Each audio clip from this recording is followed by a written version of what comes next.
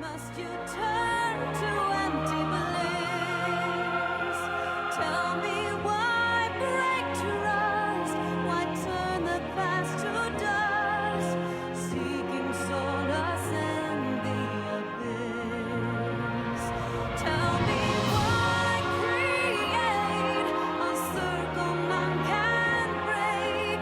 Why must you let go the life you were bestowed? This I fear I'll never know.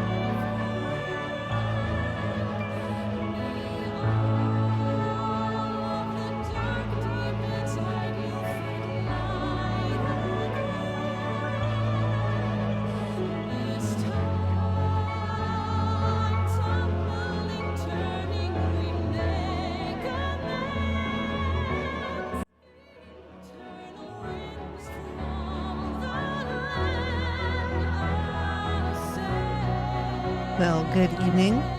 Good evening. I hope that everyone is doing well today and having a good day and all of that. It's been a long day already. But here we are. And there was a live letter this morning, which I did not get up to watch because it's very early in the morning for us here. And I can't get up that early. However, that being said, let me, here we go. All right. So we are going to look at the summary of changes that are going to be coming in 6.2. From the live letter, there is a rundown posted on Reddit. If you have not looked at it yet, I will put a link. I'm going to put the link in the chat if you want to go look at it yourself. There it is. And so I'm just going to, let's see if I can get get my browser window here. Let's see here.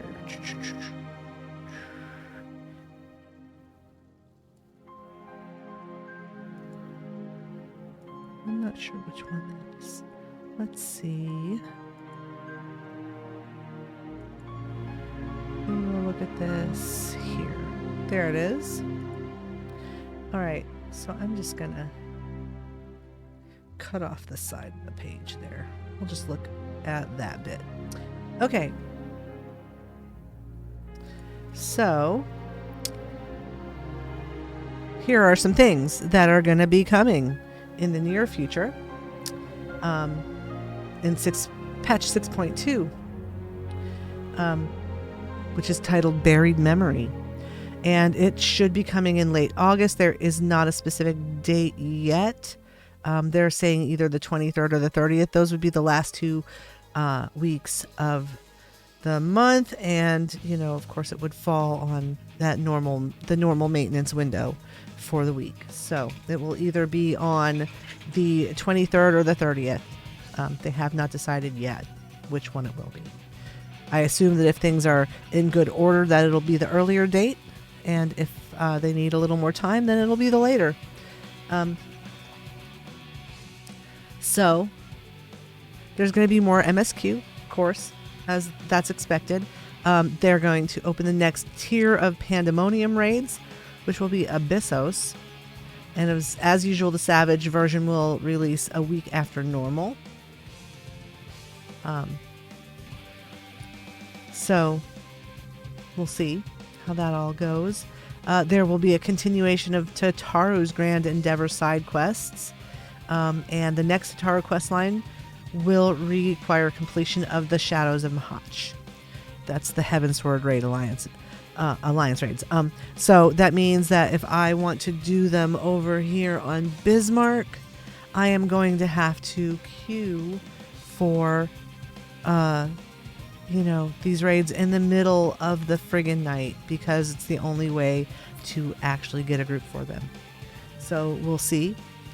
We'll see how that goes. I may end up just doing them over on Midgard, and just because some things like that are really difficult to finish here, unless I'm able to stay up all night long, and that's not always really possible for me to do. So we'll see how it goes. We'll see how it goes if I manage to get those done before then.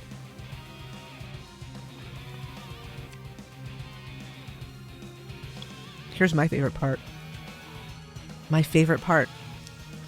New relic weapons start in 6.25.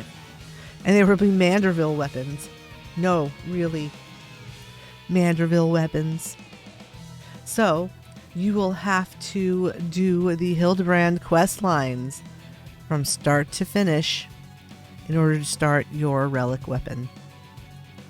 And they say that they're going to be quest centric, and I'm not really sure exactly what that means.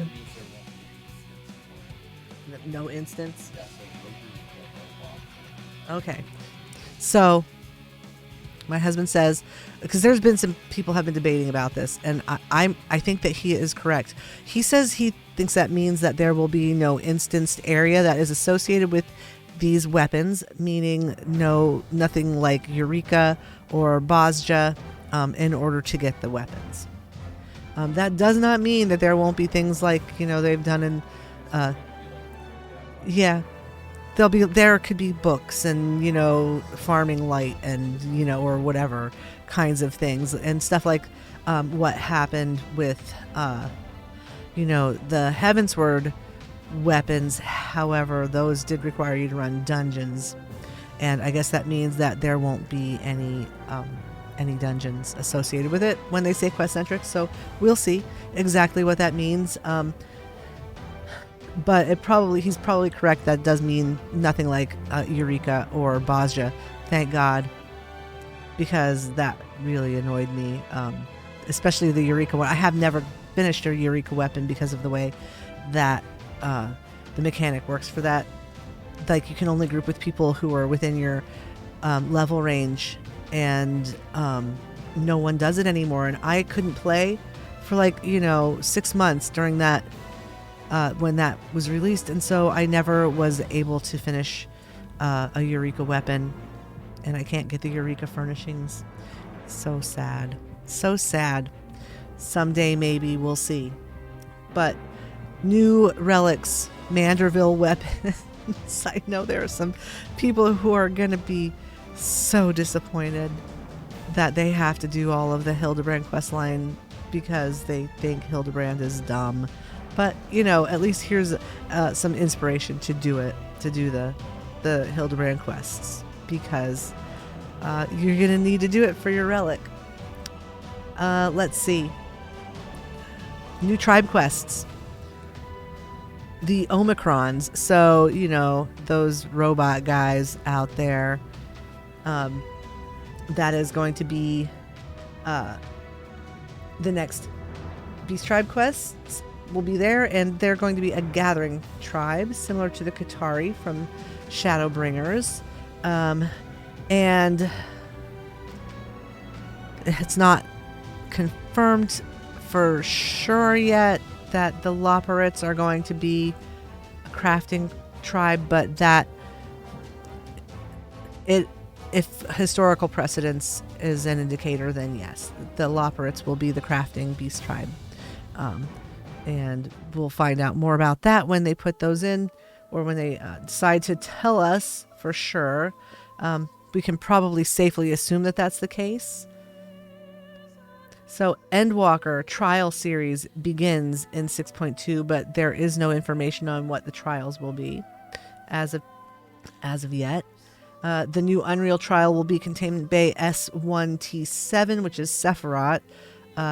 So if you're interested in that kind of content, you'll be able to do a new Ultimate or a new Unreal trial. Glamour Dresser. I know. I'm excited about this.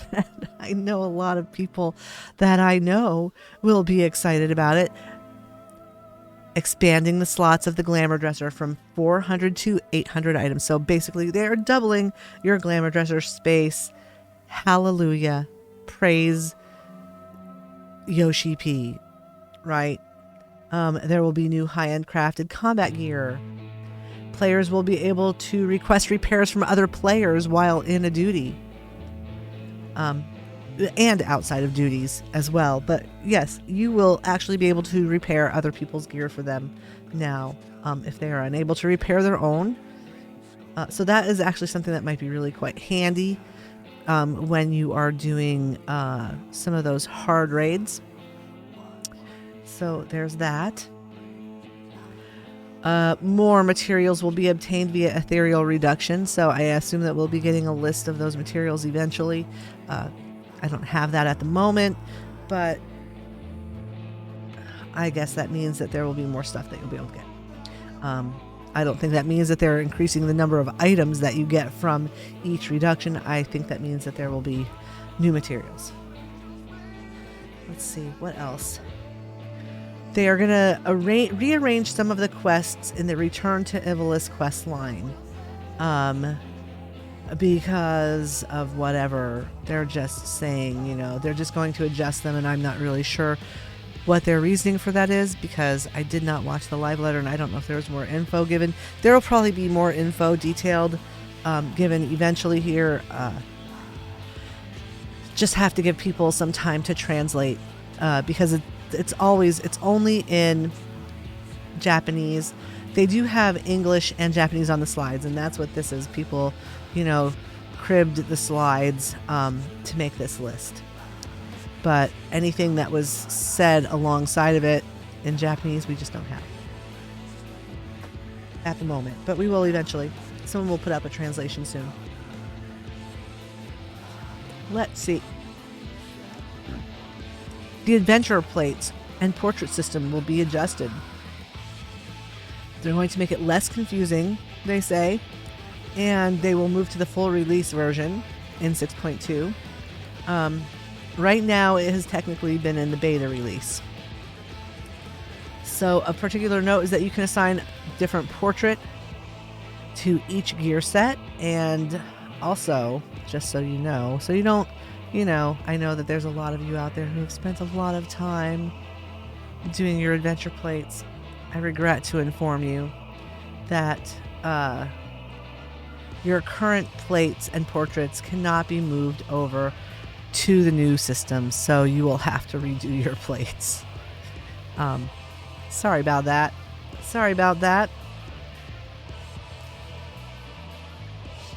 Let's see. So there will be a new tombstone that will go along with a new raid tier and other content. It's a tombstone of causality. What this means is probably based upon experience from past expansions that tombstones of astronomy will have their weekly cap removed, and tombstones of aphorism will no longer be obtainable. You'll be able to exchange your leftover aphorism for a lower number of astronomy, and items currently obtainable with an aphorism will be moved to the hunt vendor. Exchangeable for sacks of nuts. Old Shadowbringer tombstones that haven't been exchanged yet will be removed entirely. And also maybe some stuff will be moved over to Poetics. That's generally the way it goes, but we'll see. Job adjustments. There are going to be some tweaks for PvE and PvP jobs. They did not say specifically what they were. Major adjustments to Dragoon and Astrologian have been postponed, so if you were looking forward to those jobs getting tweaked, you will have to wait. It's not happening in August. Let's see here. Among some of the areas that are being addressed in the 6.2 job tweaks are how buffs and debuffs that affect critical hit and direct hit work with skills that guarantee a crit or direct hit. There will be more information on that in the next part of the live letter, which is not yet. I assume it'll be in a couple weeks. Crystalline Conflict Season 2 will begin after the 6.18 maintenance, and that is on July 5th. This is not the thing with the rewards track and the Archfiend armor set, etc. That's the PvP series, and that is not happening yet. Crystalline Conflict Season 3 begins in 6.2. PvP Series 2 with new series rewards will begin at 6.2. Rival Wings will return in 6.2, so if you were a fan of Rival Wings, that is coming back. Let's see. They are going to add more dungeons to the duty support system in 6.2. You will also be able to run Snowcloak, Keeper of the Lake, Somal, the Eyrie, and the Vault. So they are adding, they're going to slowly be adding in the, the Heavensward raids, or the Heavensward dungeons. So good deal. Looks like they're not getting those early Heavensward dungeons in yet, but we'll see. We'll see how long it takes them to get them in. They're working on it. It's a work in progress. All right. So, Steps of Faith is going to be changed. It is going to be changed in the same way that the Cape Westwind thing got changed. It's going to be a solo duty now. So you will know if you want to run the Steps of Faith with a bunch of people, better do it now. Get it out of your system because it's getting changed. It will not be the same anymore.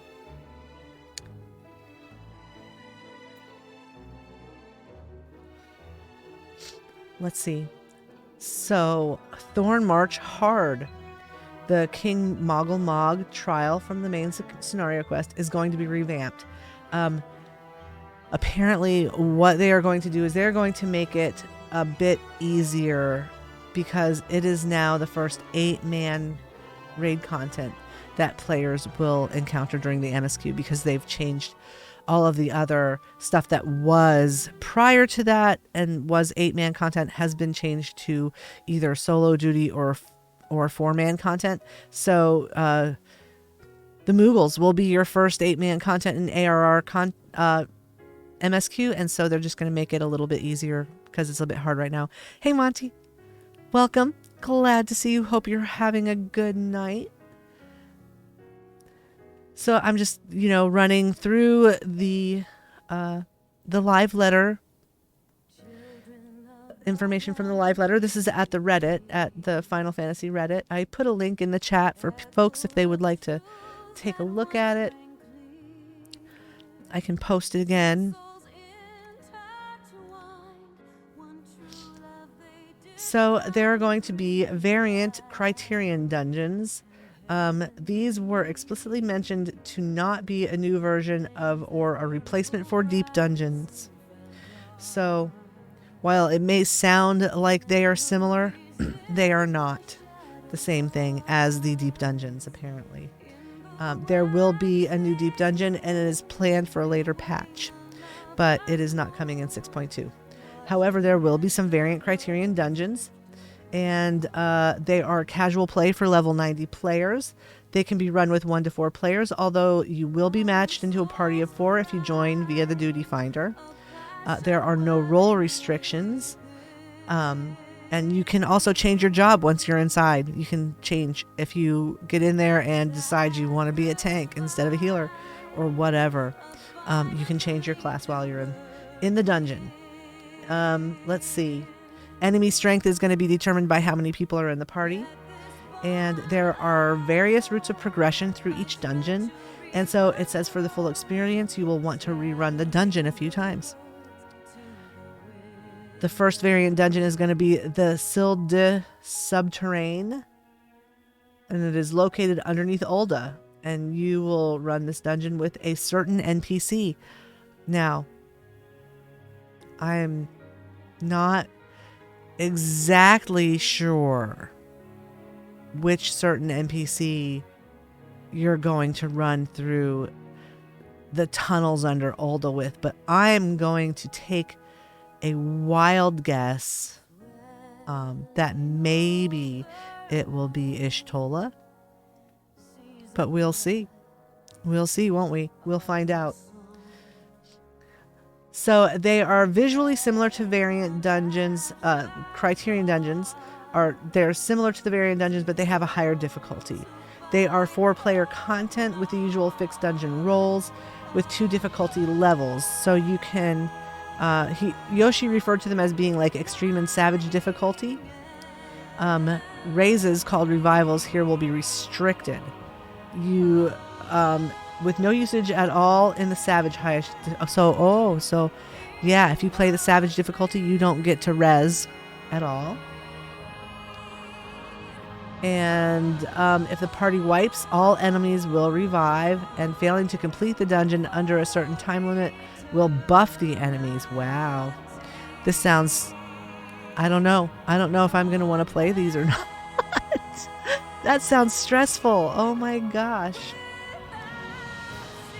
Savage difficulty criterion dungeons must be run with a pre-made party. So yeah, you can't just go in there with random people. I think that's probably wise. That's probably wise because, if you could run that with random people, then people would be like raging against each other, people that they don't even know, and that wouldn't be nice.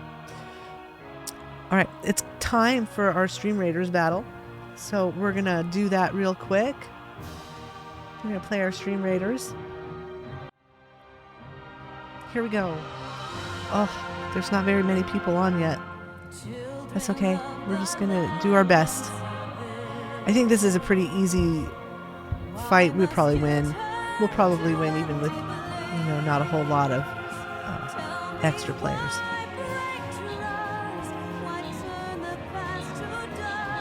Yeah, I think we're going to win.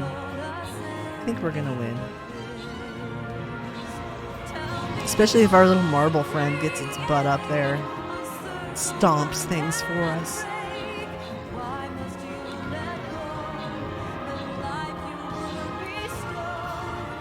We've got this like flock of, these archers. The chicken archers. And look at this. I don't know if that's Iobenzu or Labenzu, but, low benzu. Kicking butt. Taking names. All right, let's set up our next. Oh gosh, it's a boss fight. I hope people show up. We'll try. No harm in trying. We'll do our best. All right. There we go. Here we are. We're back to the letter. All right, let's see. Island sanctuaries. Island sanctuaries will be added in 6.25. So let's talk about island sanctuaries, y'all. Every player will get their own island free of charge. The island shown in the example screenshot looked quite large. Casual and solo play with gathering crafting. No Disciple of the Land or Disciple of the Hand experience needed. Caring for animals, building facilities, and more. Materials gathered on the island are only used for content there and do not go into your regular inventory. Special tools can be crafted to gather resources more efficiently. You can collect creatures on the island and add them to your farm. There are rare and unique variations of these creatures, and you can also find them there. You can grow island-specific crops. Note. How's my buttons working? They're working good. I like them. I really like my Stream Deck. It's awesome. Except that I hit the wrong button there for a moment, but it's easy to correct. Okay, so let's see here. Island-specific crops. They are not the same as the crops that you can grow in your estate garden plots.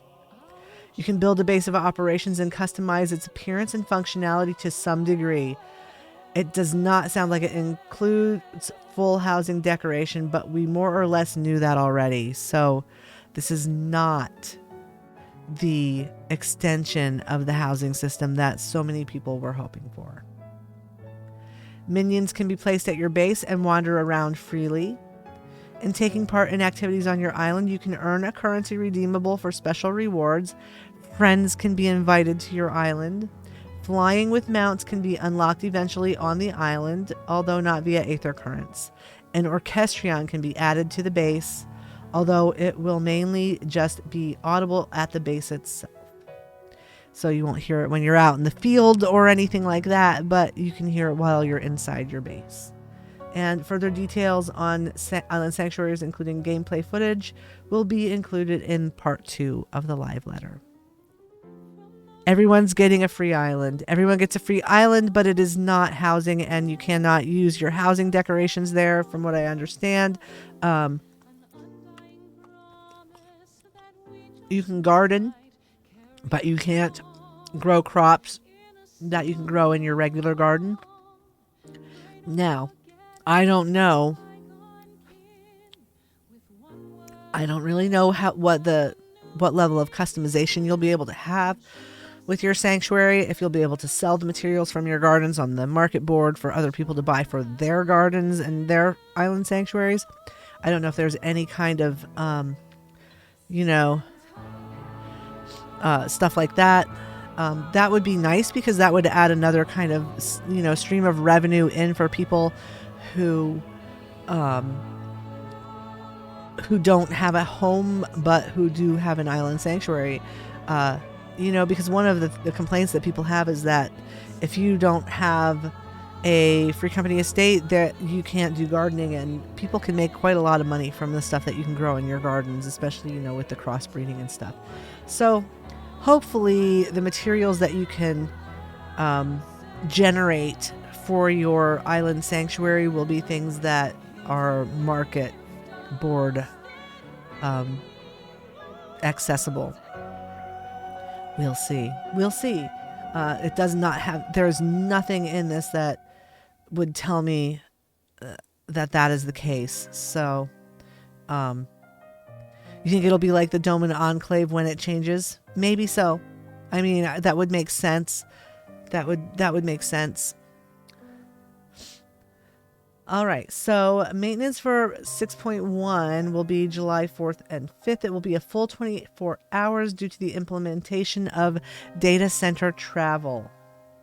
So they're also adding some new Japanese and EU servers at this time. And so it's an unusually long maintenance for a minor patch. But yeah, there will be data center travel. What that means is that you will be able to travel to other data centers within your region. This is not regional travel. Yeah, seriously, pick everyone's day off. Well, it's day off for everyone in the United States, but we always forget that we are not everyone and that the rest of the world does not celebrate the 4th of July. It just happened to fall during the normal maintenance window. So, yeah, it's a bummer. It's a bummer for those of us in the U.S. because, yes, the day that you do have off from work for the holiday, the servers will be down all day. Sorry, y'all. So that is it for this round of info from the live letter. There will be a second live letter. It doesn't say when. But, we will see. Let's see here. I'm going to turn off that thing. There's that window capture. Okay. All right. So here we are. I'm sorry that it sounds a bit like, there's going to be a lot of disappointment, I think, from folks surrounding island sanctuaries. And that's very sad. However, I think that one of the things that they are doing to try to, kind of ease the housing crisis is adding in new servers with all of the boards of housing that comes along with those. And we will be getting new servers in the North American data center sometime in the very near future. I thought it was going to be in August, but I'm guessing it's not. They're adding the Japanese and EU servers then, and so I suspect that sometime during the fall, we should be getting more servers in the North American data center, at which point, you'll be able to do like I did here and migrate for free off of your high population server to a server that is less populated, and all the fun that goes along with that, which includes lots and lots of available housing. You'll be happy that you can go see your friends on Balmung. Very good. Yes.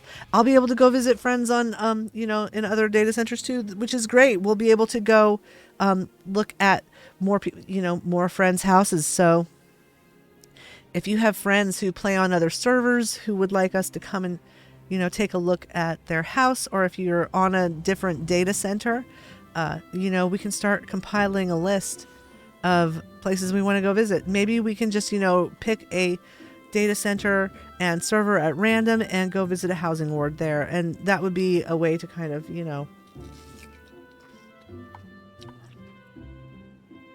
make it more equal. What I can actually do, and this is something to think about for future streams, is that I can make a list of all of the servers, and I can use a random number generator to pick servers at random from the list, and then we can visit housing ward, and I can make a list of all these things so that we can kind of eliminate them as we visit them. They can be taken off the list of places to visit, kind of thing. And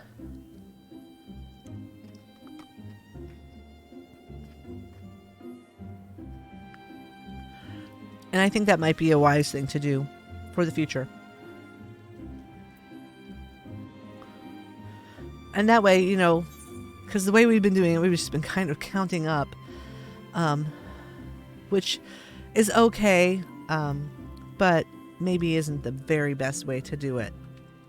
So let's take a look here at the residential district Ethernet.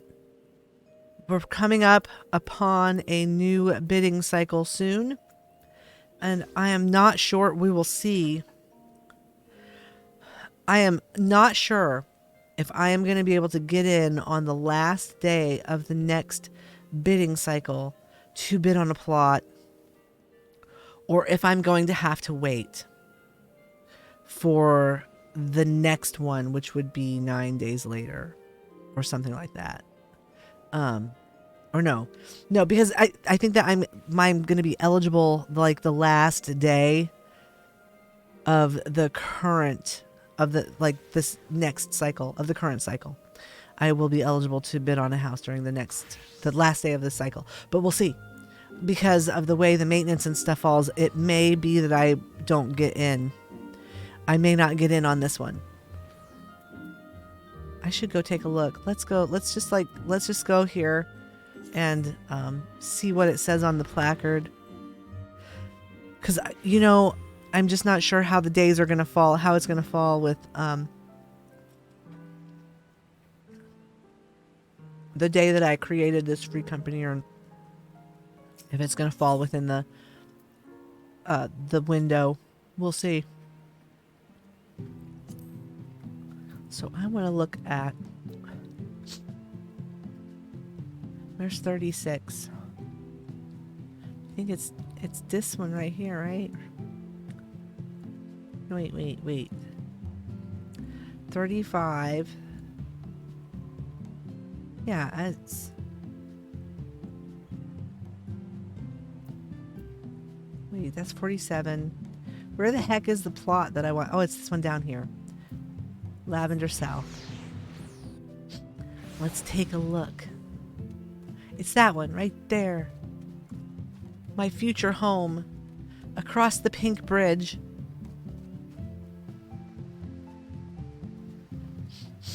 I'm not sure if I will advertise the exact location of the plot that I am bidding on, because I just don't want... oh, hey. It's open now. I don't know if it would let me. I'm going to go grab my money and I'll see. Well, wait. Let me see here. Oh my gosh. I can bid.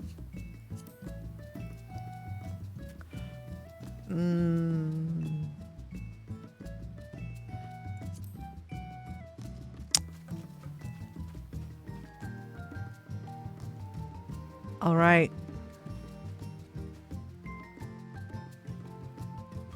I'm going to go to a random I'm going to go to a random ward. And I'm actually going to like go off screen and I'm going to bid. I'm going to turn this off because I just don't want there to be, you know, sometimes people like to grief and I don't want anyone to watch the video and decide to grief me on my housing bid. So I'm going to randomly go bid on a place and then we'll come back in just a minute, but I'm going to grab my cash.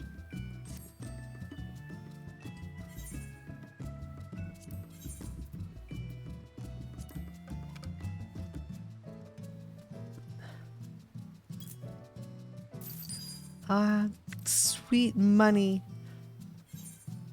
All right.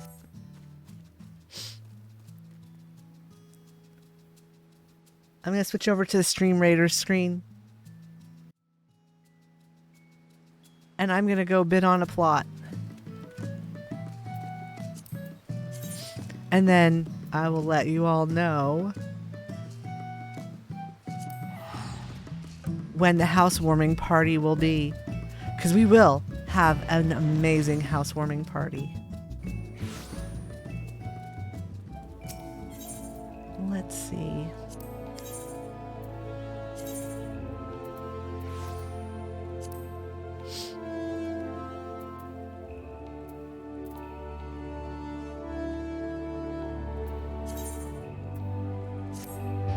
I'm hoping that I've, you know, if I find one that has someone else bidding on it, I will not be bidding on it.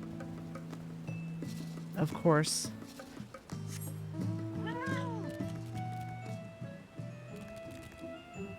That was not 90 seconds.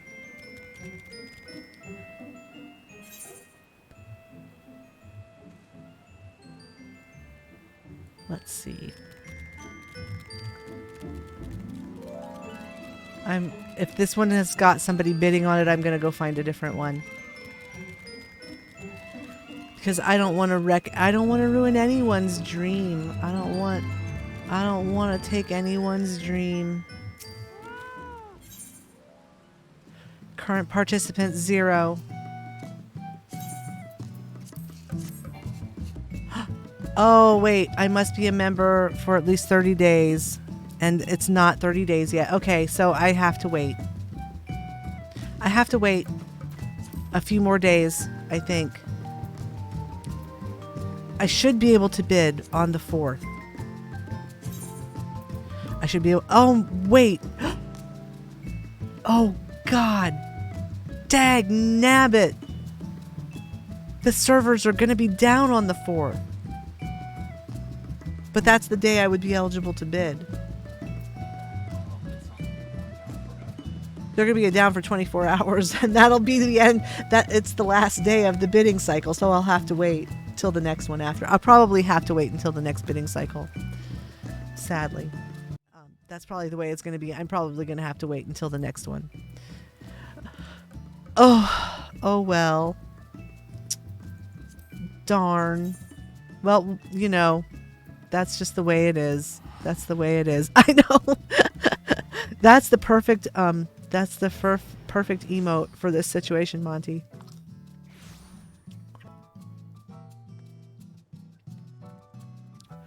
And how do you feel about having to do the Hildebrand quests in order to get your relic weapon, Monty? Does that also want to make you rage? Yes. Didn't you? Oh, so you weren't here when I was at that part. New relic weapons will start in 6.25 and will be Manderville weapons. They will be unlocked during somehow further Hildebrand Adventures questline and will have quest-centric progression throughout 6.x. No field zones will be tied with a relic weapon at this time. You're going to skip the relic. All right. Well, you know, it might be worth doing. They might be pretty weapons. We'll have to see. I am going to head over to Midgard. Your friend showed you that right when you woke up. I'm sorry. I'm sorry, I know. It's disappointing for you. I'm excited though because I really like the Hildy quests, and one of the things I'm going to be doing here in the near future is going through the Hildebrand quests on Bismarck from the very start to the end.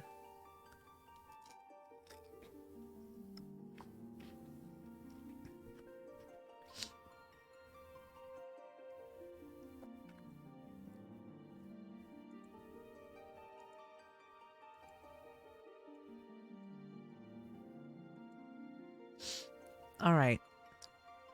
Better not be gold saucer. Oh God. Yeah, I really hope not. Like if it's gates, I'm just I'll never get it because I am so bad at those stupid things. I never succeed.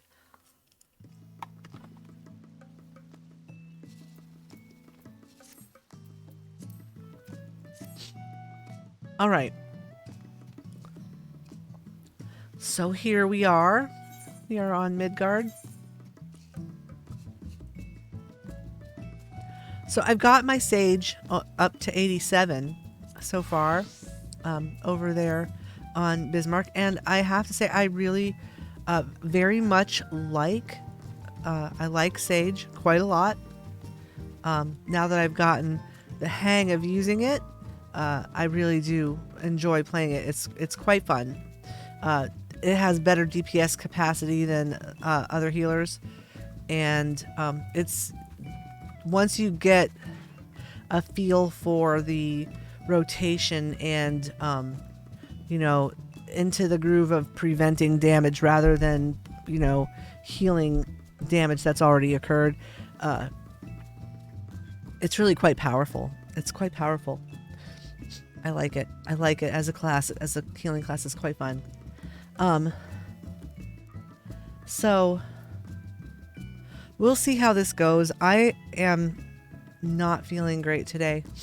I don't know if you can tell. I'm like having like stuffy nose and just feeling like kind of out of breath.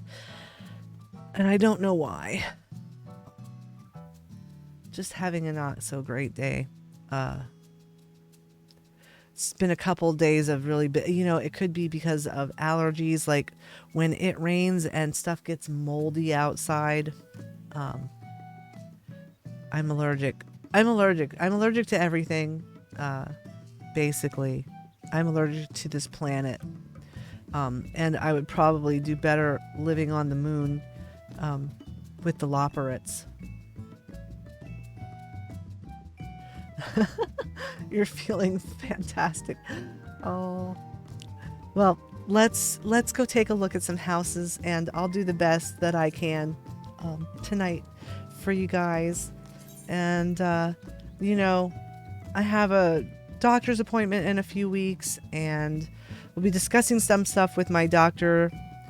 And once I do, I'll give you guys we'll have a just chatting stream where I give, updates on health status and stuff like that.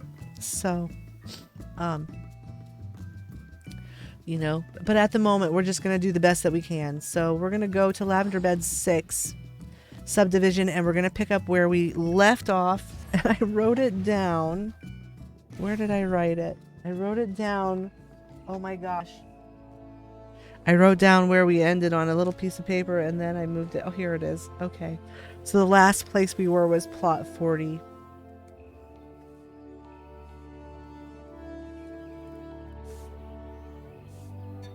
So we're going to start at plot 41.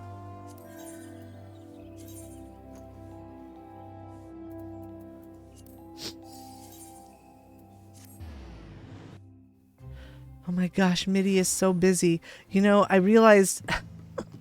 So I have been playing on Bismarck, and if you look up in the right here, you can click this right, and you can change the displayed time. So it's like Eorzea time, local time, server time.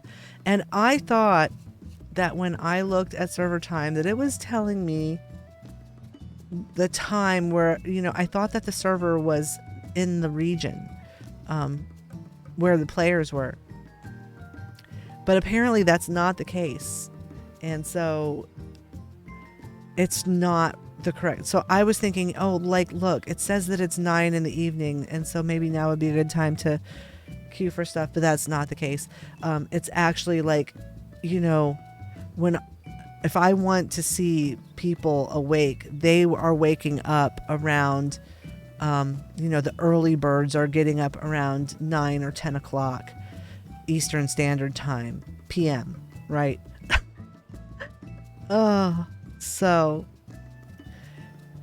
yeah, if I want to get the dungeons and stuff, the raids done, I'm gonna probably have to like queue in the middle of the freaking night, literally like, 1 or 2 in the morning, in order to do them, which is not easy for me. Okay, so we want to go to plot 41. Let's see. We have 5 minutes until our Stream Raiders battle.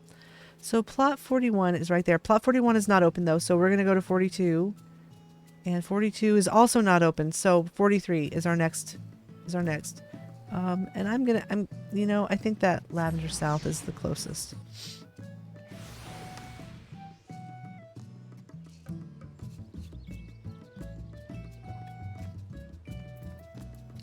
I got myself a French press coffee maker.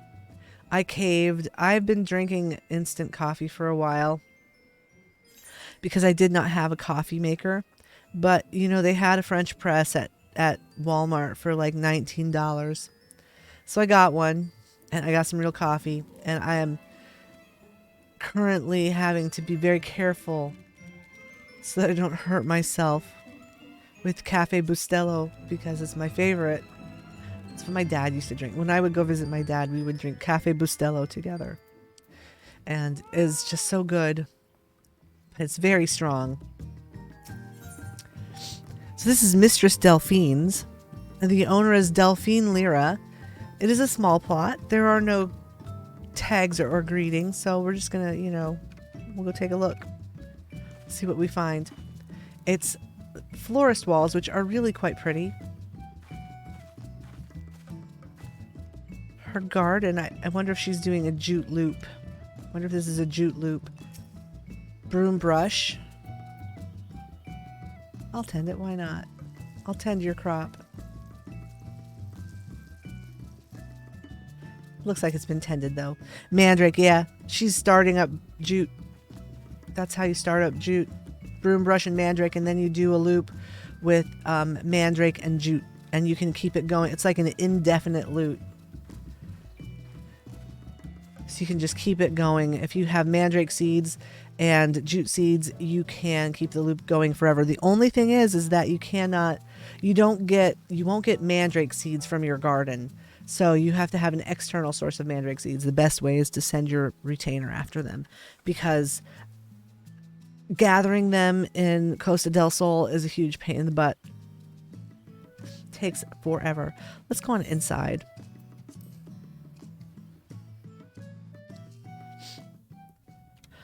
Oh, it's a work in progress. This house is not done. Let's see if they've done anything downstairs. I'm gonna guess not. Maybe they just moved in. Oh. We've got a casket here. And, some of these vases. If you put that garlic vase up on top of the casket, the vampire might not be able to get out. All right.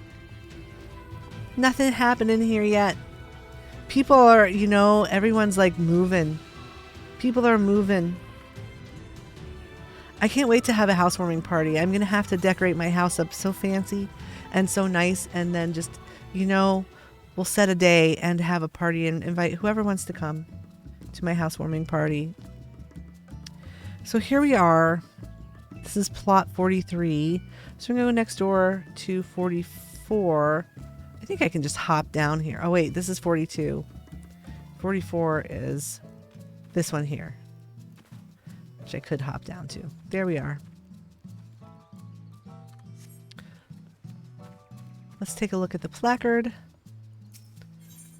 private estate 644 is owned by Shadows Aroni.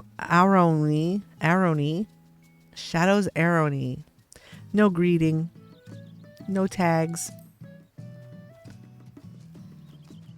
You know, it didn't always mean nothing. It didn't always mean anything when there was no greetings or tags in the past. But now with people moving houses so much because of the lottery, I just don't know.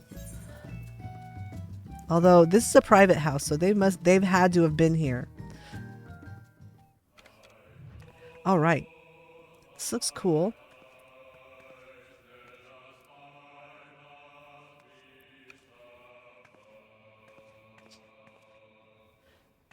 I like it. They've used the factory walls, which are kind of rusty metal looking. It's, you know, it's like a greenhouse or something.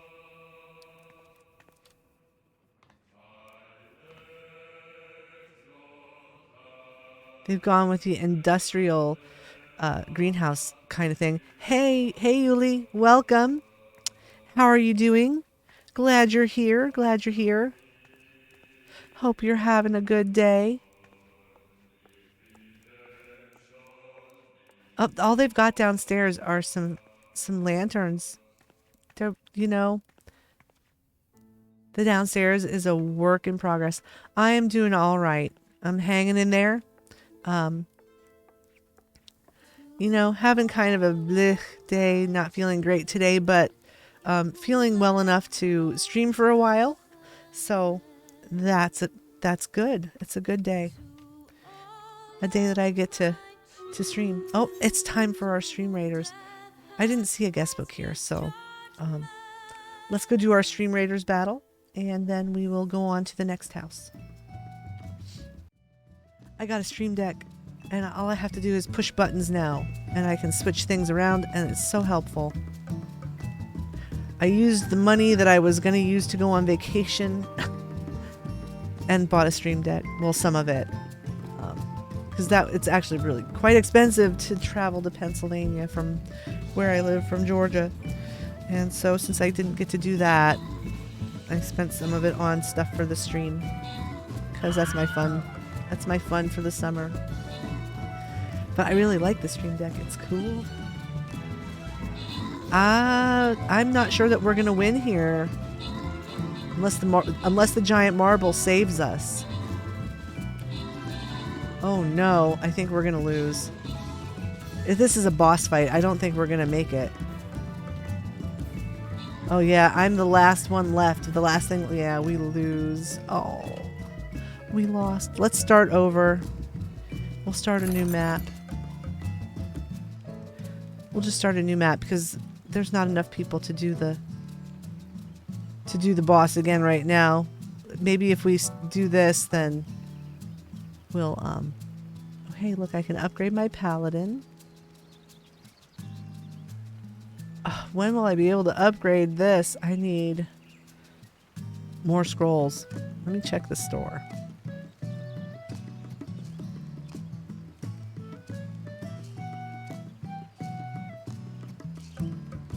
I'll just buy some of these scrolls. Why not? No flag bearer scrolls. Alright, well, you know. That's what I'm working on. I have to kill a boss. I can upgrade my barbarian to level 3. I'm still waiting to get my stupid flag bearer to 20. I need 14 more scrolls. Alright, let's go. Let's win. Let's win this time. It should be easy. This should be easy. There's not many enemies.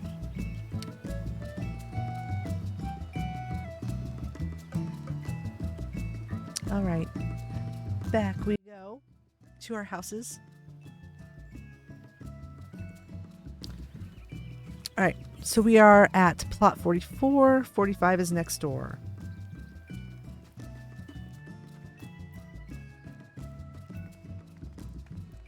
It is this one down here.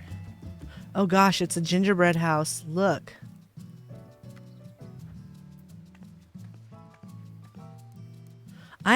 I don't know how I feel about this. I don't know how I feel about the gingerbread house here in the lavender beds.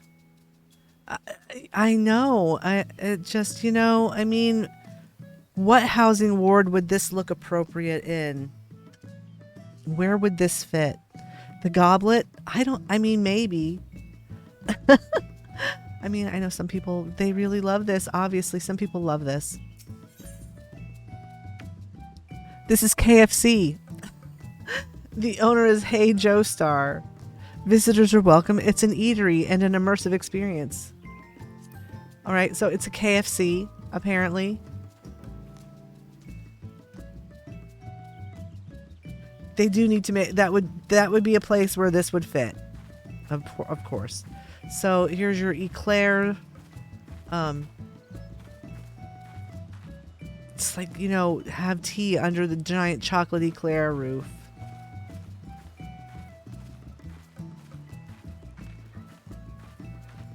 I mean, that looks like the same cake tray that you can make. Someone really had fun designing this. I'm sure of it. I'm sure.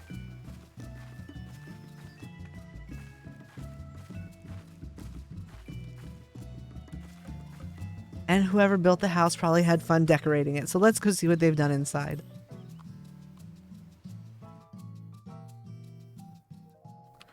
It's like Holiday Central. Wow. There is a lot going on here. There is a lot going on in this room. It is. It's like Party City.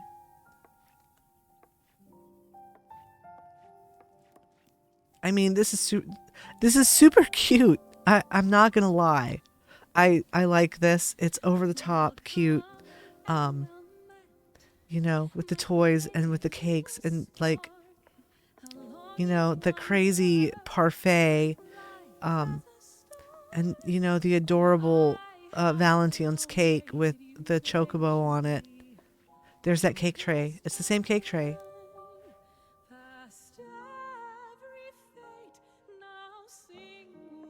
Look at, you have to actually write on the Moogle's head to sign their guest book.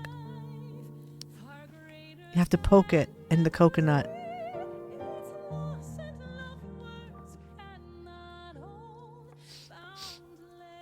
All right. This is applause. All I can say is amazing. Look at that beautiful starlight celebration. That is a starlight celebration table right there. And it's adorable. Very cute. I'd hire this person to decorate my house for Christmas. So this is their kitchen. And look, unexpected that it was all done by this little catfish. He can barely reach the counter, but he's smoking. He's smoking a cigar and making cookies at the same time. Okay. All right, I guess, and that's like a giant whoopie pie, the macaron. He has made too many cookies. This guy is like, you trying to go downstairs? That's right. We are. And we're going for it. Let's see what's downstairs. This better not be a cultist room. So here's the dark and spooky library with a trick door. Oh, of course, Monty. Look. It's a cultist. It's a cultist. I mean, of course it is. Of course there's a cult downstairs. Look at what's this? Look at, he's smoking too. They've got this guy in the pot. I'm concerned. I am concerned for this man's well-being. It may be a little late. I don't think that there's anything behind these doors. I think that... Wait, there is. Oh, Oh no. Oh, oh no. Guys, look. What? The secret. The secret to their cookies is here. They're fish. It's fish. Everything is fish. What's in here? Yeah, and then there's just those two there. That's why they taste fishy. Yep.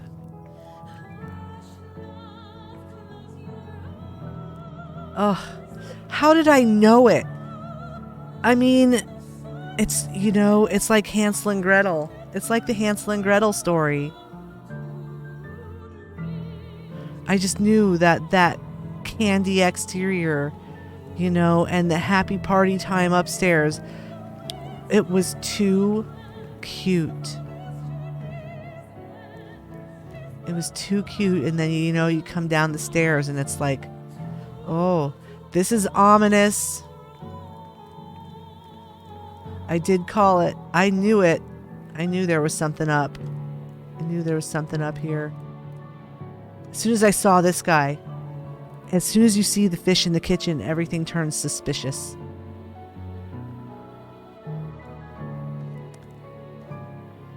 You know, and I should have thought about the fact that, you know, there's a Moogle head sitting on the guest book too.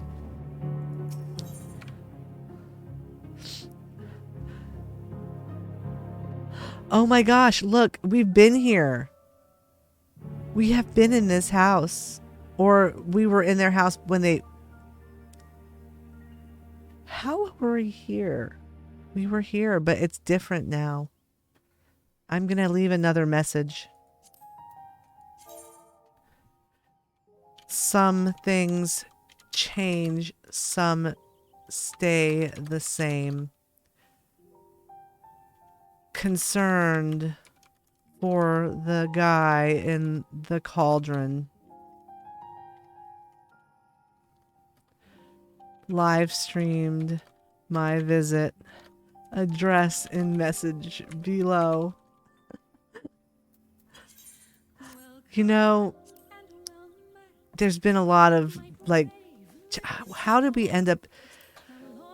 I think that this was another one that was listed as a haunted house during the holidays, or it was Christmas decorations. Let me look see what the date was that we visited. I think that there's dates in the guest book, isn't there? Yeah. So we visited this one. Yeah, we visited this one, you know, before Christmas. So there you are.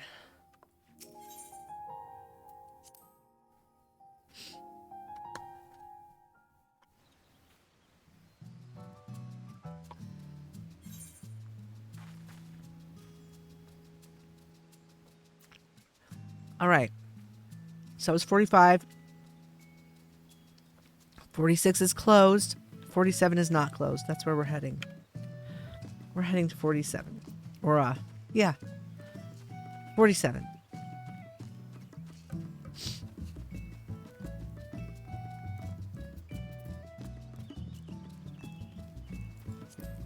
Oh, wait. Is 47 down there? It is. Can we jump down to it? Yes.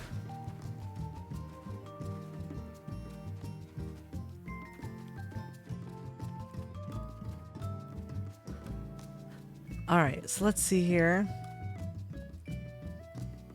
Katniss butt. Oh no. I mean, do I need to make a new emote? We'll have to get more subs in order to get more emotes. This is Drayden's domicile.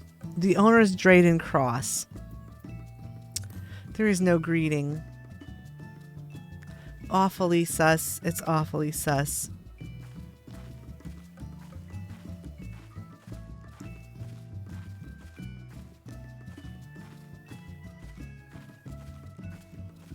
Look at the size of that chocobo. Look at the amazing barding. That must be new barding that I don't have yet. Look at it's so cool.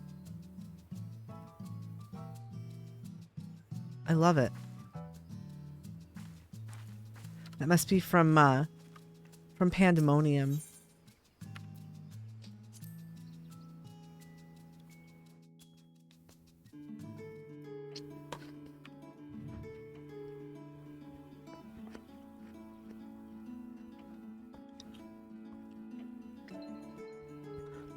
This place is quite nice. It's very simple. They've gone minimalist, but it looks really pretty. I love the half-timbered walls, the windows inside. They're very, they're big. They're not too bright. They're kind of warm.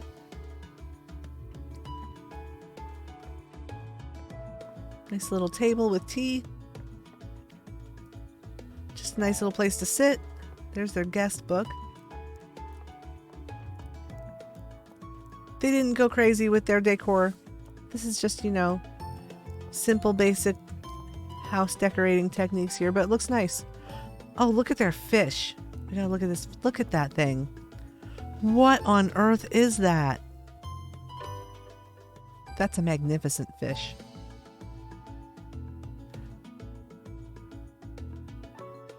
Oh, I just had a blip where things buffered. I hope that it didn't drop. Hopefully the internet stays stable tonight.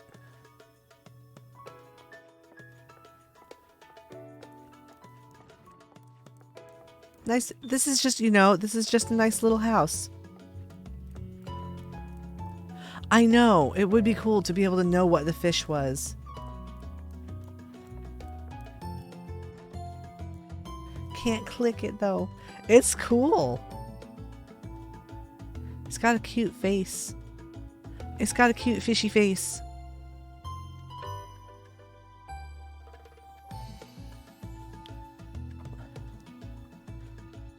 Oh, just rearranging myself in this chair. Ouch. I'm kind of having a painful few days here.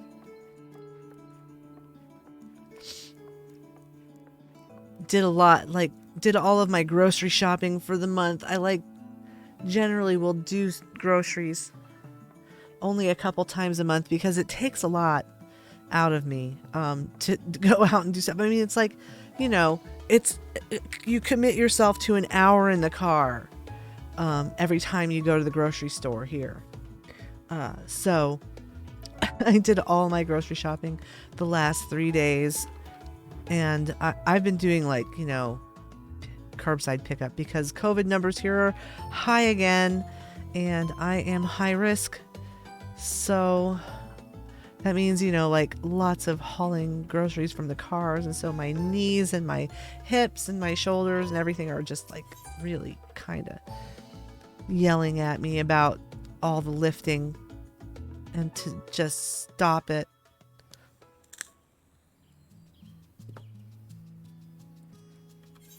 Did we sign their guest book? Did they have a guest book? Did they have a guest book? They did. We didn't sign it. We're going to sign it. I'm forgetting things. There it is. Sign their guest book. Yeah, we haven't been here.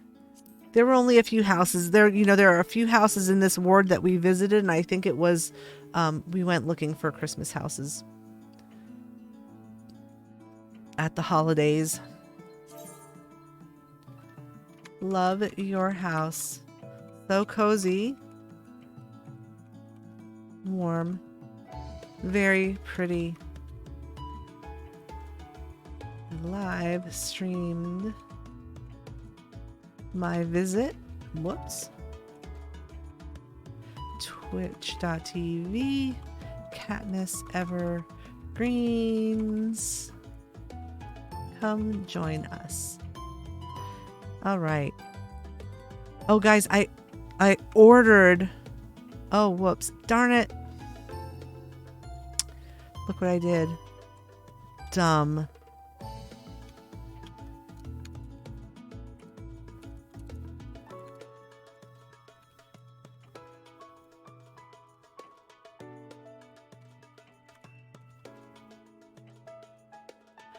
I ordered myself 2 t-shirts from from our last TKO game. I did. I ordered the Boom Down with Capitalism, and I ordered the one that our new friend drew. The one with Katniss stick figure saying "heh heh heh" on it, with just Katniss evergreens underneath it. I ordered those too, so I can't wait to wear them. And here's the thing, is that there will probably be some like actual streams in the future that are actually me, because I do want you all to know that I am a real person. I don't use the VTuber because it's it's a persona that I've created for online. It's just I basically am myself in my stream. I'm not making up a persona. That's like some kind of like, my personality is not a secret. This is me. But I reserve the right to always use the avatar anytime I need to, if my house is dirty or if I'm not feeling well and I'm sitting around in my pajamas and stuff. But I will probably do some actual streams in the near future with some of the merch, some of the cool stuff. Let's see here. So we are at plot 47. Plot 48 is not open. Plot 49 is, and we are going to go up there. It is up the hill here and to the left.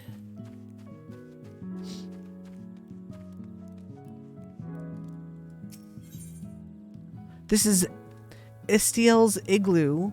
The owner's, it says Istiel's, but then the person's name is Istriel. Okay, so it's Istriel's Igloo, owned by Istriel Mayau. It's Aloha. I don't know. It's something like that. It's Istiel's Igloo. Here we are. We are here at plot 49.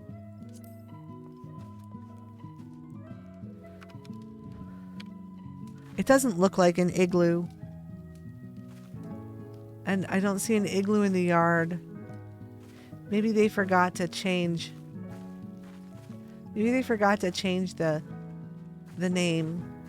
Who knows?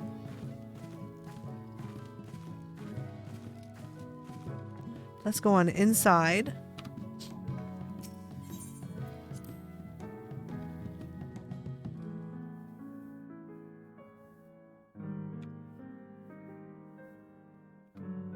Whoops. All right. Oh, I want to turn that off. Here we are. They've gone very eclectic here. We've got the maelstrom walls and floor, and then, this glade carpet. There's the guest book.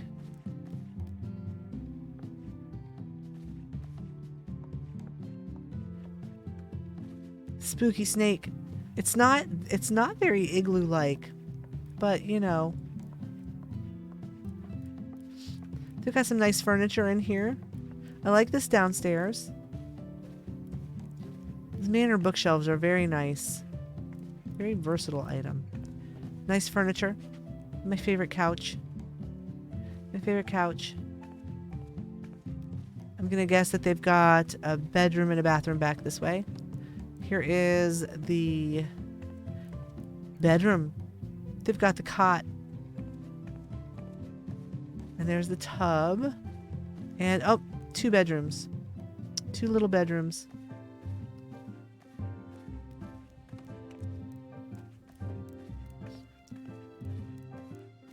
I do like the lavender beds, the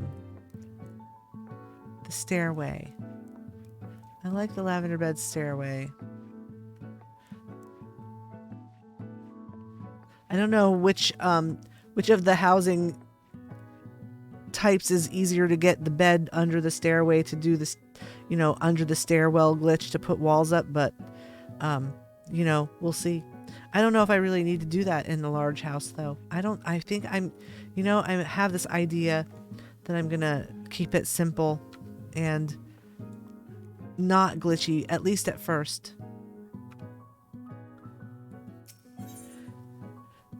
There is no greeting.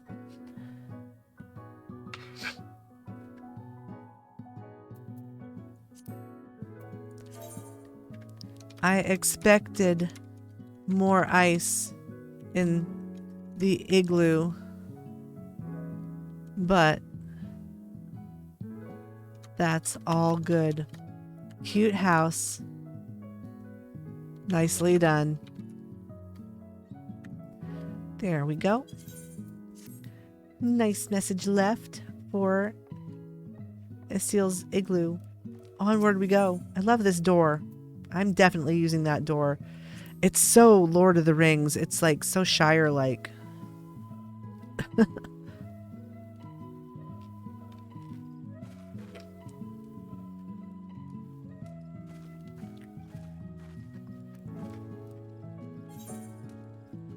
So this is plot 49.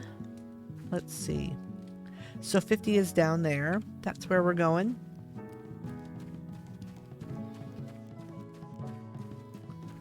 Well, I guess it's actually up. 50 is up. It's this one right here. This is the fairy cottage. The owner is Tenko. There is no greeting or tags, but let's just take a look. Pretty yard. I like the little bench with the umbrella and the tea. It looks nice, that color.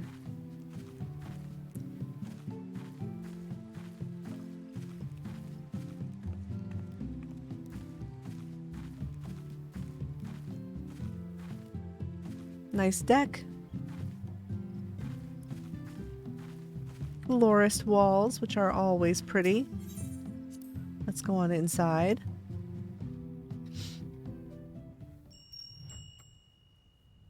Well, this is quite pretty. Oh, look. Look at that. There's an idea for you. I really like that.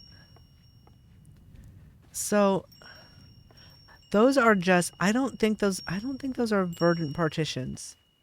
I think those are just wall planters.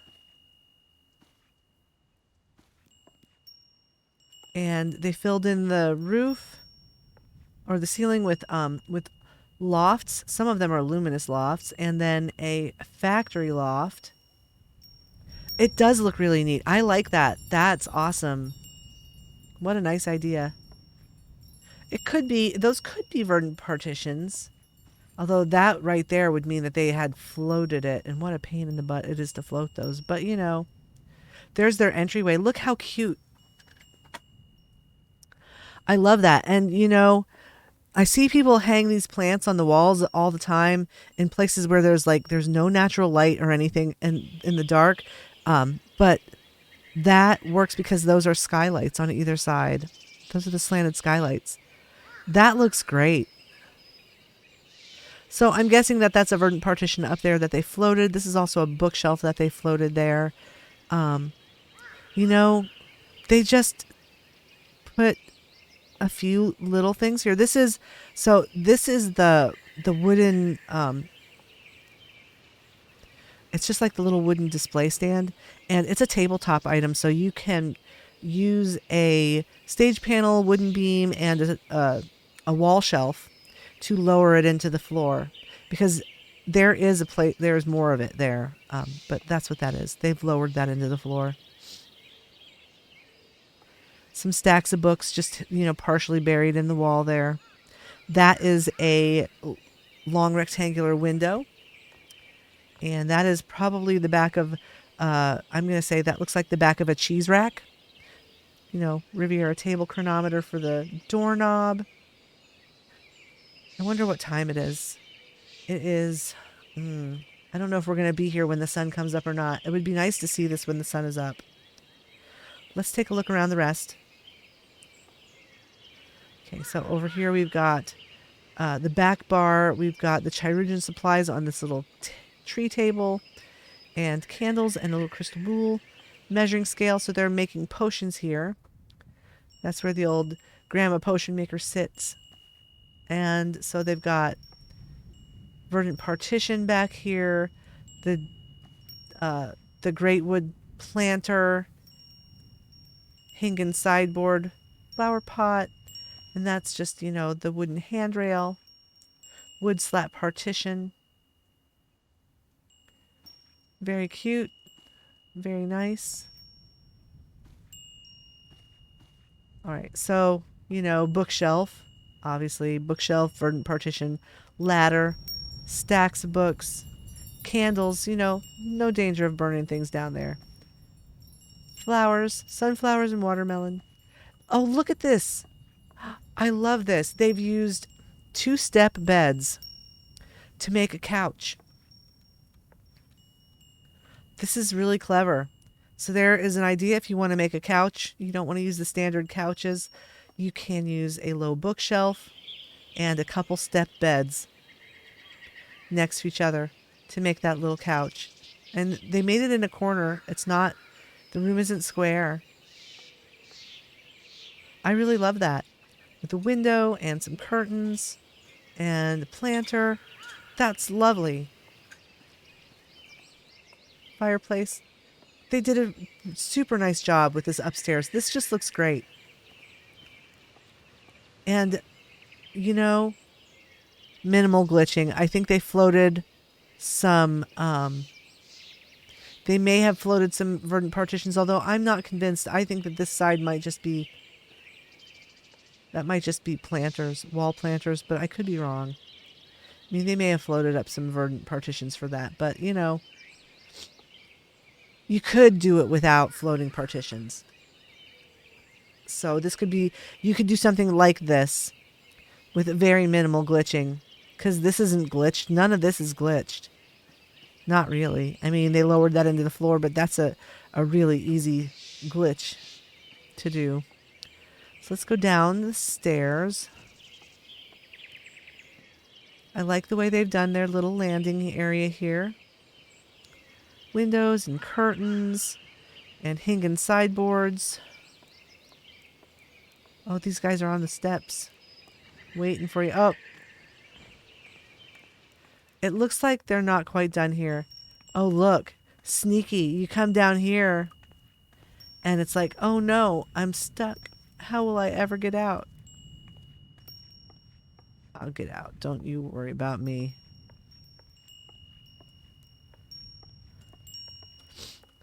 They are trying to warn you not to go down.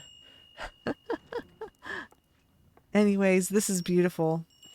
This is beautiful. I wonder how long it is till sun comes up. It was a shock drop. I was like, wait, what? Whoops. I just fell through the floor here. Let's see. Eorzea time. It's late. It's in the evening. It's not going to be daytime for a while. This is pretty though. Really nice. And I can just imagine that it's beautiful in the daytime. Do they have a guest book? No guest book. Oh my gosh. That makes me so sad. Yeah, no guest book. Anyways, I got a lot of ideas from this place. I love this. I really love that. Nice.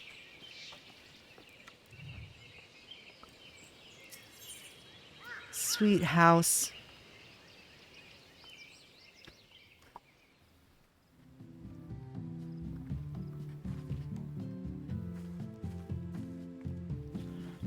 Yeah, no guest book in the yard either. Oh well. So that was plot 50. Oh, it's time for our Stream Raiders battle. Let's go do that.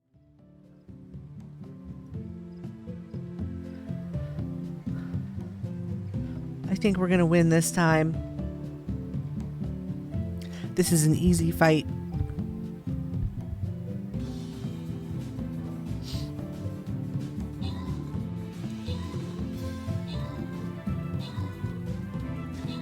Easy victory. Easy victory.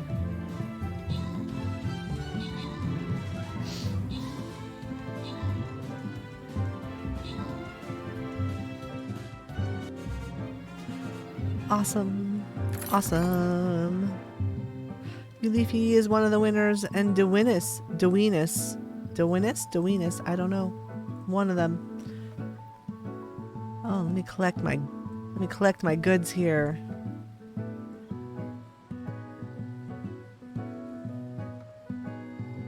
All right.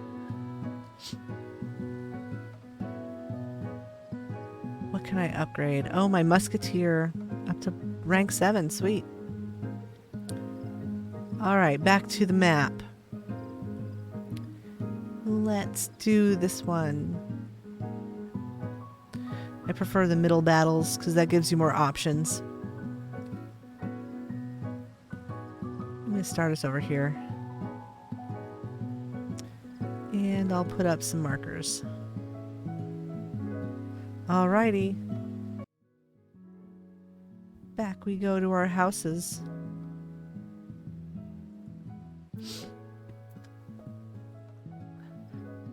Alright. So we are at plot 50, 51, 52, and 53 are all closed. So 54 is the next one that is open. Just on the other side around this thing.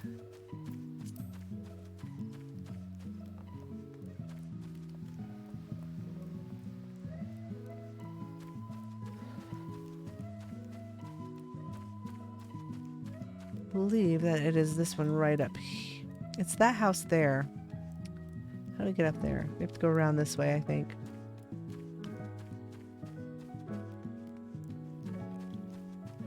Yep, here we are. Oh, wait, no. This is plot 34? Wait a minute.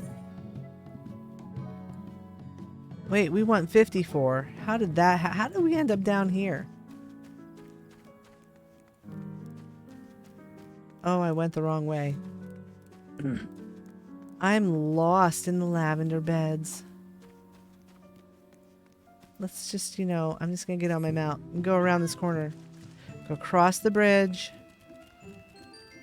Up here. It's this. Derp. Here we are. Found it. Private Estate 655 is owned by Fenrir Wolf. There is no greeting. There are no tags.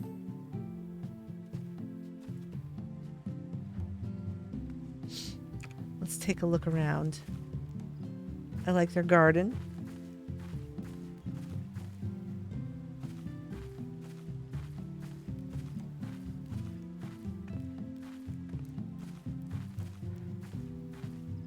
I like those blue lamps. I'm not sure where those are from. The blue lanterns, they're cool. I also love the way this dress from Eden glows. Uh-oh. My meds are beeping at me. That means it's time for meds. That's my medication reminder.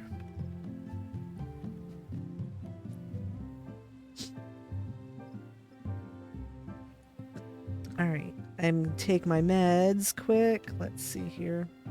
Oh yeah, and I actually have to go into the kitchen to get one of them.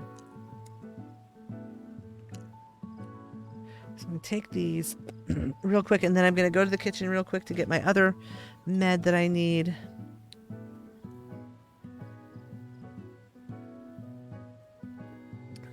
So I'm going to go to the BRB screen, and I will be back in just a couple minutes, and we will go inside this house.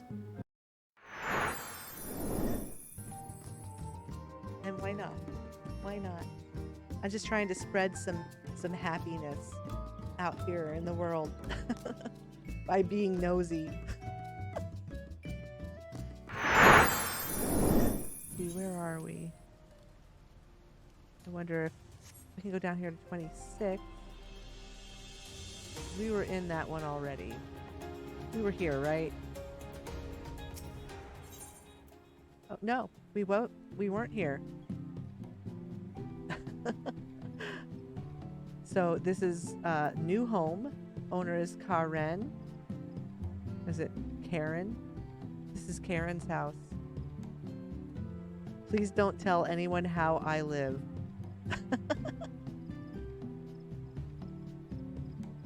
Oh, I'm sorry.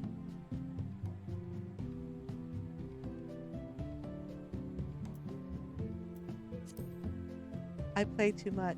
I play far too much. I probably should have been doing other things when I got that.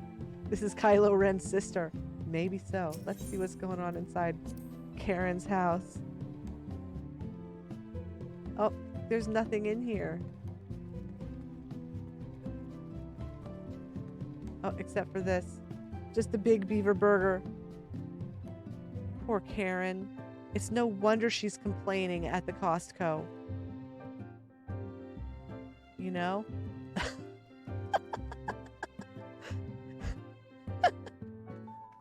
Oh, goodness. That was wrong. That was wrong of me. I shouldn't have done that. All right. Well, we'll have to find another one to go to because there's nothing to see here. Move along. Shirogane. Let's take a look around here before we start breaking and entering. It's a really pretty housing district. It's beautiful. They have a beach. It's not quite as nice a beach as Mist. I mean, you can go swimming here. You can swim out. I don't know how far out you can swim. Let's find out. I haven't done this before. It's Weeaboo Mist. Oh, you can't swim very far. You get stuck right here. So that's about as far as you can go.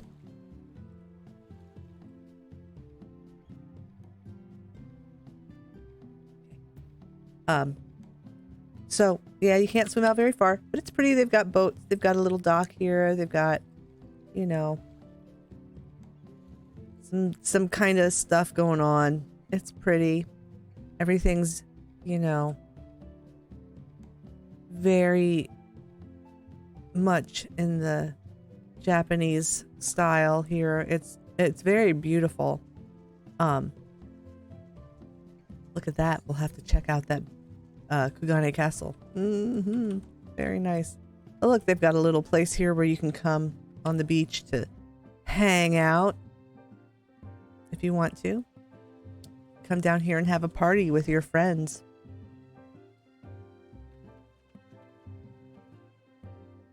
Check out that guy's Speedo. Whoa. Why is there light shining there in that spot? That's a little strange, I gotta say.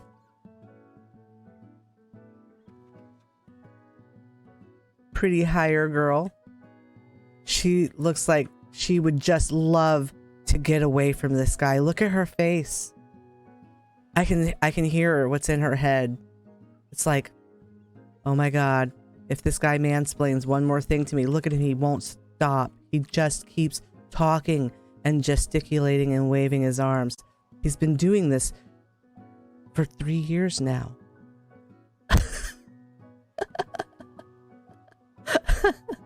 Poor thing. I'll pray for you, honey. So there's a lot of housing in this game. There's a lot of material for me to continue looking at people's places. I could do this for the rest of my life and probably never see everyone's house. That's sad. That makes me sad. I want to see everyone's house. Really nice. Very well done. I love this house. I love every house I go in. Even the ones that other people might think are just kind of dumb. I appreciate the time that everybody spends to decorate their home. To put a little of themselves in and to do something that makes them feel happy. And that's what it's about. And so I hope that everyone feels happy when they go looking around in people's houses. Go, do it. It's not breaking and entering if the door isn't locked. So, go into my private room, and this is my department store Santa Claus display.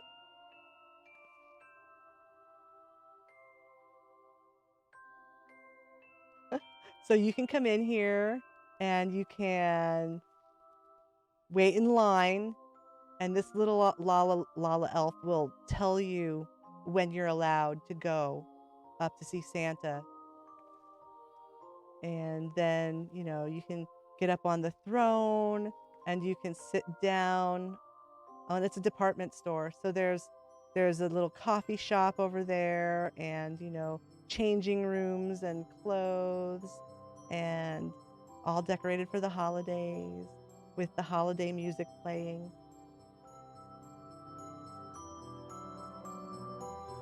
And let's see here. So I'm just gonna sit and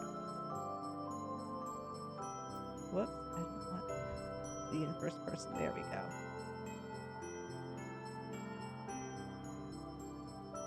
You can come in and take your pictures with Santa. I had to float him up I used a Riviera wall shelf to float Santa Claus up to the level to stand on this throne. But you can use G-pose. If you use G-pose, you can choose there's a frame that you can choose to make like a holiday card. And I believe, let's see here, it is the ornamental border too. Looks real Christmassy. So you can take a screenshot and use that to make a Christmas card that you can print, like at the drugstore or on your nice inkjet printer and send it to your family for Christmas. I did. I thought about this way too much, probably. I should have been thinking about schoolwork, but this is much more fun.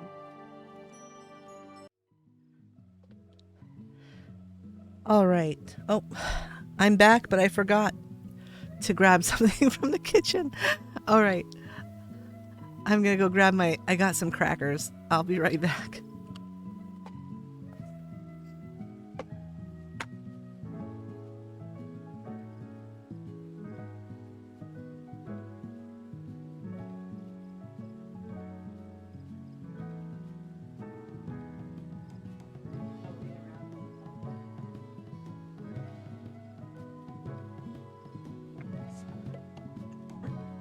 All right.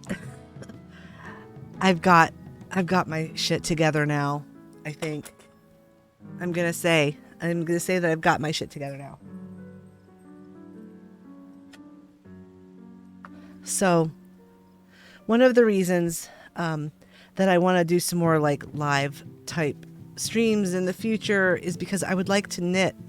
I've been more and crochet. I can't crochet as much as I used to because I have a problem with my right hand. But that's one of the things that I would like to do. I knit some really nice stuff. So I figured that would be one of the crafts that we could do, would be knitting. And I want to knit some little, I've knit these tiny little cats. They're so cute. And maybe I'll knit some cats on stream and we'll give them away, as just a thing. We'll just have like a little knitted cat giveaway, house cat giveaway. Neanders, it's dark out. You're not going out, my baby. I'm sorry. No. All right. So one of the meds I take is potassium. I have to take a potassium supplement. And I don't know if you know this or not, but potassium is not something that you can just go to the cat giving away cats. Yes, that's what I was thinking. And they're so cute too. I used to knit them I worked as a substitute teacher, and I would knit them for the kids in the class. Like while they were working on their worksheets and stuff, I would sit and knit these little tiny cats. It would take me, like maybe 30 minutes of knitting to make each one. And I would tell them, if you're good, I'm going to give you this cat. And it can be a little pet that lives here on your teacher's desk, and you all can take care of it, and I'll leave it for you when I go. Needless to say, I was one of the most loved substitute teachers in that school district. Yeah, they loved it. I really liked working as a sub. I really miss it. But with COVID, I can't go. It's not safe. It's not safe for me to be out in public, and it's actually probably a blessing that I didn't get the job working at the church that I was hoping that I would get, because I would have been Like days after I left, I would have been exposed to COVID because they had a little outbreak just days after I left. So yeah, but one of the meds I take is potassium. I take a potassium supplement, and it is a packet that I dissolve in water, and it's orange flavored. So it tastes like baby aspirin, like, you know, like the little, like orange flavored baby Tylenol or whatever. It's so gross. It's so yucky. But I have to take it because I have a malabsorption syndrome, some kind. And this is one of the things that I have to talk with my doctor about when I see her in a few weeks. Talk to her about, you know, the reasons for my malabsorption, which has been, like, they knew that I could not absorb certain vitamins and minerals and stuff because I would have deficiencies despite eating a really good diet. And so I have to take special vitamins that are like, they're fat soluble vitamins that they make them water miscible, I guess, or whatever, so that I can absorb them better. So I take those, and they're expensive. You know, they're expensive. People with cystic fibrosis take them too. But I have to take potassium. And most people with Addison's disease don't have to take potassium. In fact, most people with Addison's disease who just have Addison's disease have to be careful that they don't eat too much potassium. Because what happens is when you lose the aldosterone that holds salt, your potassium goes up. And so I'm like this weirdo with Addison's disease who's low on sodium, but also low on potassium because I have some kind of malabsorption syndrome going on in my gut. And I think that we've finally figured out what's causing it, but, you know, we'll talk about that after I see my doctor in a few weeks. But for now, I take this beautiful orange. It does not taste like Kool-Aid. It looks like orange Kool-Aid, but it doesn't taste like it. And basically I have to, like, it's like a full glass of water with this stuff in it. And it's kind of yucky. So I'm, you know, I try to drink it as fast as I can, but I cannot drink the whole thing all at once. I just, like, I can't put that much liquid in my stomach at once. Yeah, some answers is definitely better than none. And so here's the thing. I have had a malabsorption syndrome. They've known this for years, you know, that I don't absorb fats properly, and I don't absorb, like, I don't absorb enough potassium, probably because I can't break down the starches and the fibers that, you know, potassium rich foods generally, you know, everything is kind of encapsulated in fiber. And I really just don't break it down. And I just end up with, you know, a lot of tummy pain and bloating and icky. It's gassy. It's not fun. It's really unpleasant.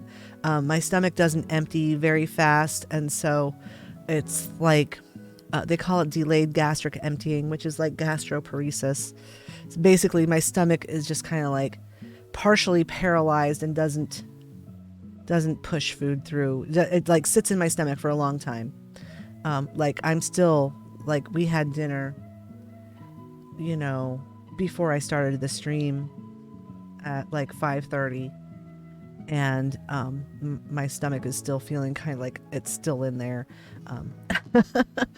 So, you know, I take these special meds, I take the special vitamins and stuff to help deal with that. But the reason for that particular thing, that's the thing I'm going to talk to my doctor about, because from the time I was little, I've had these problems since I was a kid. And back when I was little, you know, we've really, I don't know if you guys realize, like, I was born in 1970. So there you go. That's how old I am. I am old. I'm Gen X. I'm, you know, firmly Gen Xer. Methuselah. Oh, whatever. Anyways, I'm firmly a Gen Xer, and but I've been sick with this ever since I was a kid, since I was a little baby. And there were signs all along the way of what was causing it, but they did not have the information then that they do now. And so there's chances are that my doctor will be able to look at the evidence and determine the cause of my malabsorption, which is probably a form of Ehlers-Danlos syndrome. But they didn't even, it wasn't even a thing when I was a kid. Like, I don't think they even realized that it was a disease then when I was born. And so I've gone through my whole life with this without knowing it. Injuring myself constantly because my joints are too lax. It's like constantly having to put splints on my hands because I've injured my hands. Lifting books and, gallons of water and things like that. Or, I seriously injured my hip walking through wet sand at the beach a couple years ago when I took my dad's ashes to the ocean, kind of thing. And so, I'm going to talk with my doctor about it, and we're going to see what she says. Because it would be nice to at least have some kind of, resolution about some of these problems that for the longest time now, they were just like, well, we know that you have this, but we don't know what's causing it. But it's a good chance that that's what's causing it. Because I was the kid that was like the pretzel when I was little, like I could put both of my feet behind my head at once and just I could just sit there like that, and I would sit there and like play video games or, whatever. I could walk on my hands with both feet behind my head. I did gymnastics and ballet when I was a kid, and I was constantly injuring myself. Like, I try to talk to my birth mother about this, and she's really crazy. And she's just like, well, you just have injuries from ballet and gymnastics. And I'm like, yeah, I injured myself doing things that wouldn't injure other people in ballet and gymnastics. I had a career-ending injury to my left knee when I was 11 years old, because my left knee, I was doing a tumbling run and my left knee hyperextended, and like my mom said, it was like dislocated. So it like dislocated my knee, just doing a regular tumbling, like a round off back handspring thing on the mat. And my coach ran out there and picked me up and carried me into the room. I had to go to the hospital, to the emergency room, and I was on crutches for months and in a stabilizer for my knee for months, and I couldn't walk on it for a long time, and that was the end of gymnastics for me. There were things that I could not do. I could not do a lot of the vault. Like, I would injure my wrists doing the normal vaulting runs, and it wasn't because I fell or anything. I was doing them correctly, and I was, finishing them, but my wrists were being injured from the impact because they just weren't strong enough. And, and it's just be like, oh, well, she's just thin, she's small and thin and her joints are weak. Well, yeah, they were, and they still are. And so the other thing I have to do is I need to lose some weight because I'm heavier than I should be. And it puts strain on your joints. So I had lost so much weight. Like before COVID, I had lost, a whole bunch of weight, and I was really feeling pretty good. And then COVID happened, and I couldn't go to school and work with kids, and I ended up gaining back some of the weight that I had lost. And gosh, it's just horrible. Anyways, that's what's going on. And so I'll talk with my doctor, and there may be some things that, she may have some help and advice and stuff that, can make me feel a little better. But that's, I am definitely on this thing to lose some weight. So I'm drinking this here, ugly potassium, but I have to eat some crackers with it, because it can irritate your stomach. So if you hear me crunching and drinking. I am drinking some potassium solution, potassium chloride solution, which is nasty, and eating some saltines. But it is kind of, it's. Thanks, Yuli. I appreciate that. It's been a long road, and it's like because of my autoimmune problems, doctors don't want to. They're like, well, you can't have anything else. Well, but I do, and I do. I have this malabsorption. That like my gut doesn't work. It's like things don't work right, and why? And well, we don't know. We don't know, but it's okay. We don't need to know. But yeah, we do need to know. We do need to know, not just for me, but for my daughter and my grandchild. Things like this are things that they need to know about. They need to know their family's medical history, and they need to have as complete a picture as possible. So, yeah, that's what's going on. That's what's going on. And that's why it's hard for me to sit in this chair some nights. I just can't sit in the chair for that many hours because it starts to hurt. So when I say I'm like not feeling well and I want to end, that's why.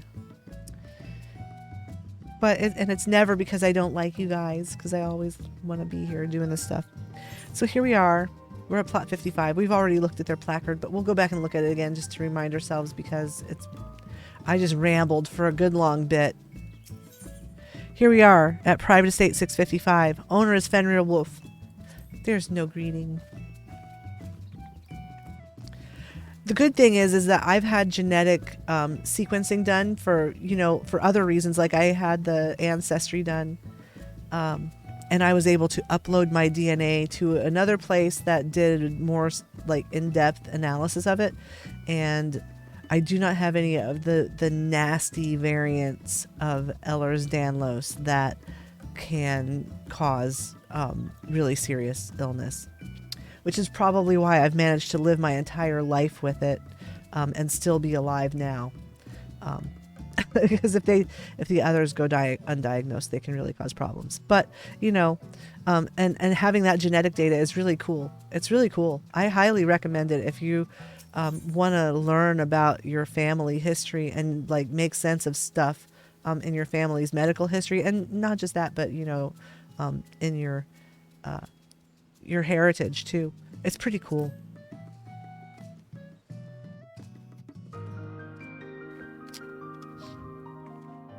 Oh, this is a work in progress. Fenrir Wolf's house. It's a work in progress. Yeah, there's not much going on here. We'll have to come back someday. I can't wait to get my Lavender Bed's house. I hope I can bid before the servers go down on the 4th of July. That's the day. I think that's the day that I'm going to be eligible to bid.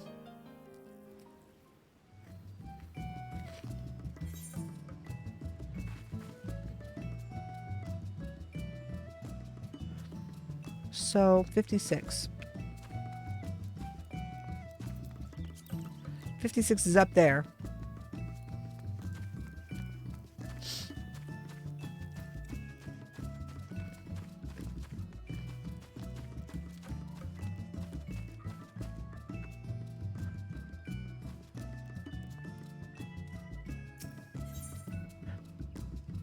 This is the Lily Pad. The owner is the Frog Gang. They're free company, and their tag is FORG. And it says, Home of the Frog Gang. Eorzea's premier frog-loving free company. I wonder if this is like, when you go into town and you see all the Lalafels dressed in frog costumes. I wonder if, this is them.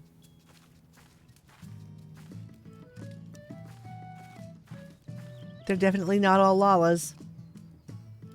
Look at that. Big chocobos. I think they're growing Thavnarian onions.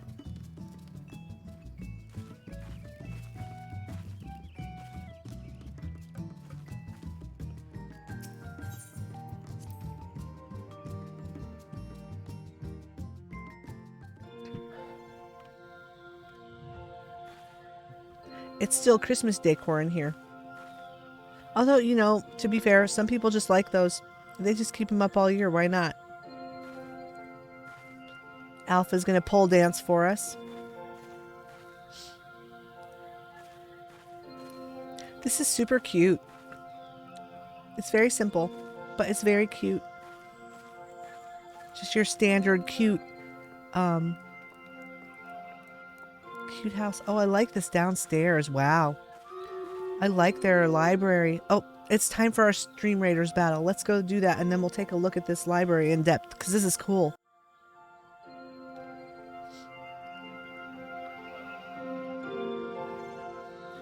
Whoops. One moment. I gotta get to the... There we are. All right. So, let's throw this thingy out here. Let's go.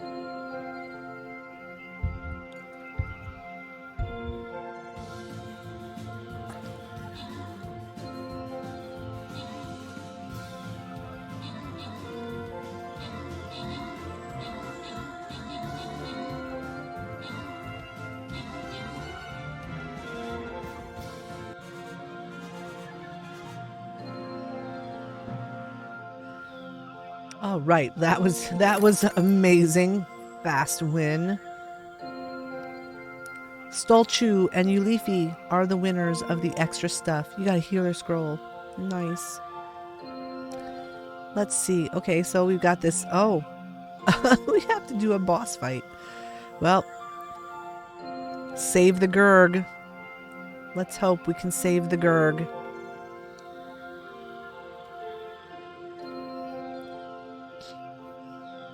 Guess we'll just, you know, we'll just start right up here. Might as well. All right. So let's take a look at this cool library. This is nice. So they've just got a nice little area here to sit and read, with a picture of, you know, very edgy picture of Estinian, but also he's kind of like looking like a supermodel. And so they've got the bookshelf staircase, and we'll go up that in a moment. There's the fish pond with the little mushroom stools in it.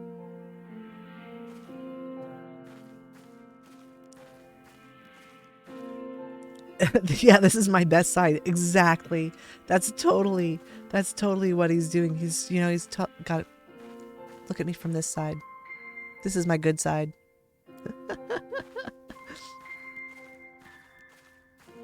He must have gotten a sore neck posing for that. Let's go up in the loft. This library is super cute. I really like it. Is that orchestrion a tabletop item? It's not, is it?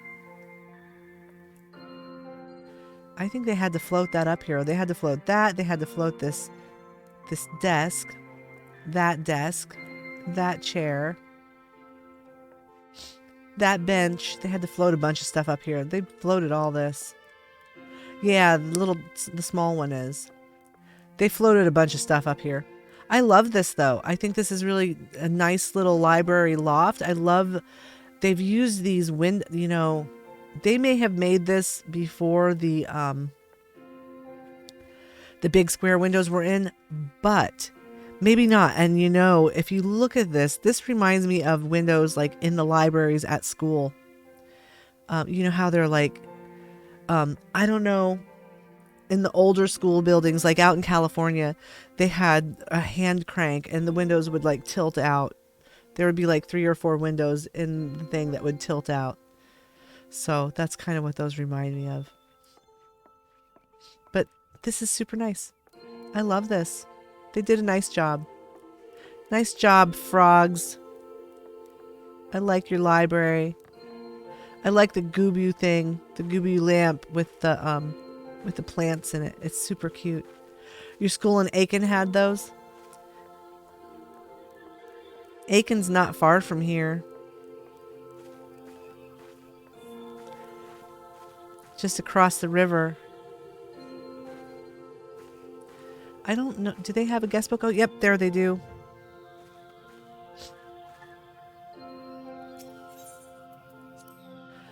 A word from the owner. Be curious, not judgmental. That's a good idea. Good advice. Love this house. The library downstairs is so nice. Really well done. There we go.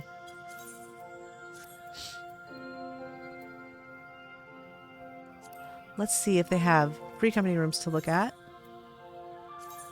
They do. We can go and look at their rooms. Private Chambers number 2 is owned by Oatsley Mulk.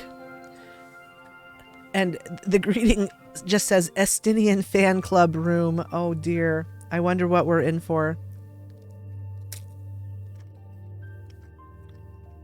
Let's find out. Sorry, I'm eating a cracker. I have to eat a cracker so that this potassium doesn't mess up my stomach.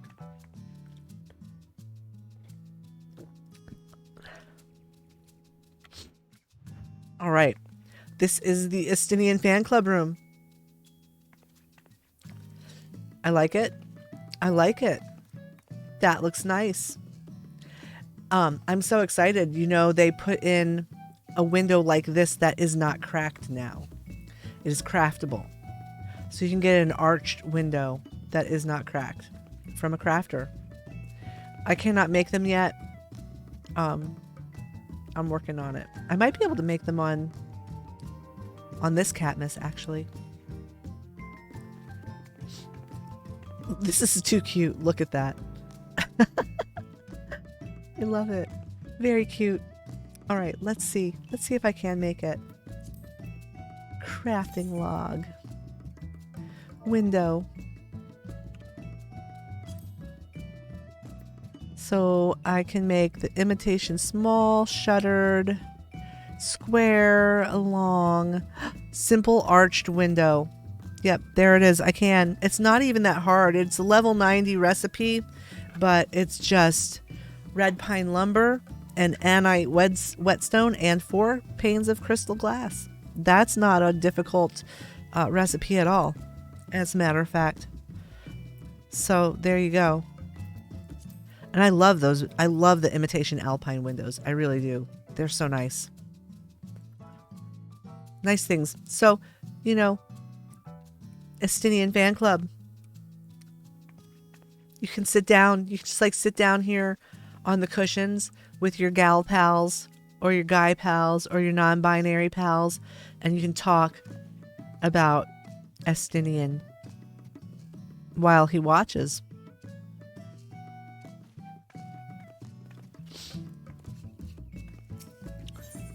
So let's see. Next room. This is Raina's study. The owner is Raina Swiftfire. It says calm vibes and happy times. That is our MO. That is what we do with this channel. So if you're new and you're just watching for the first time, welcome. I hope that you'll hit the follow button. We're glad you're here. In this channel, we do not do drama or angst. We're like trying to keep everything positive and calm and chill. And so, you know, you're not going to find us doing hard raids. You know, basically this is like end game housing for the most part. But, you know, I do other things too. Questing, crafting. It's always very chill. It's always very chill, very cozy. So, welcome to the cozy zone. This is it. You found it. I like this room. This is their library. So they've used 2 of the bookshelf stairs there. I like the red walls. Let's see. Let's go over. That is bright. Look at the bright red. That's a marble alcove bed. By the way, I'm quite sure. We'll find out when we go around the other side, but that's what that is. Here's a little library. I love this. This is super cute. Super cute.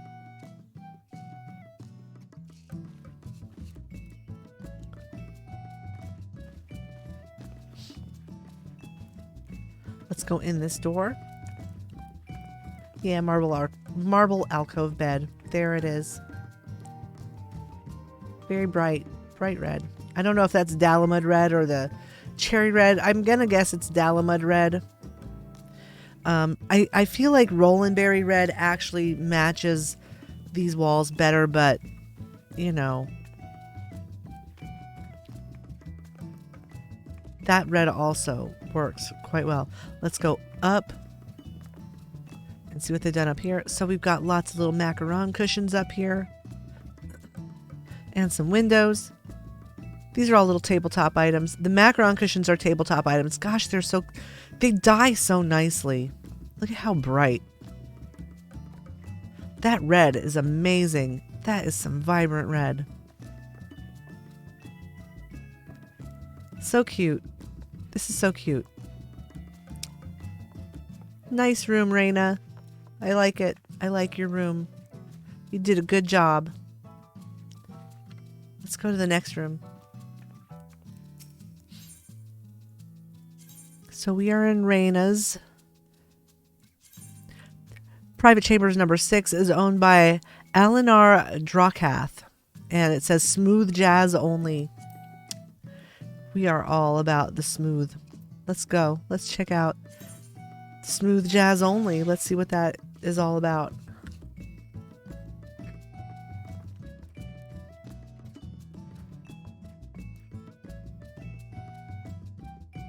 I was somehow expecting more smooth jazz to be playing.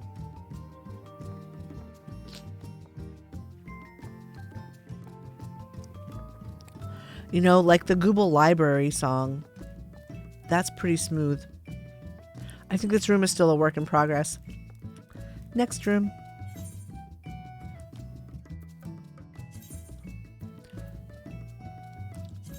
Private Chambers number 7 is owned by Paulaboltz Zur. There is no greeting.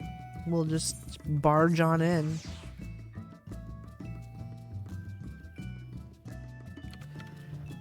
It's the crafting room. It's the you know, this is where they come to craft. They're gonna make some potions. They're gonna blacksmith some things. They're gonna cook some stuff. They're gonna weave some stuff. Oh no, Monty, you missed it. I'm sorry.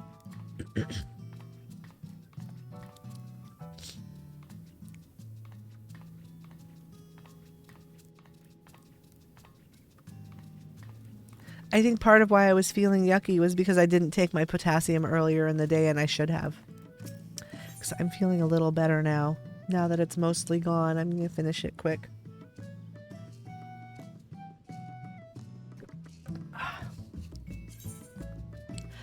Next room.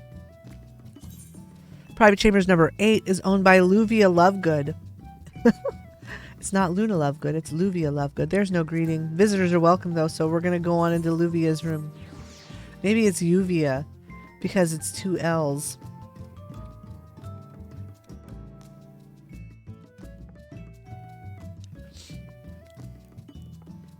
It's very floral. I think that might be a work in progress. I'm not sure. I think that this might be a work in progress. I don't know if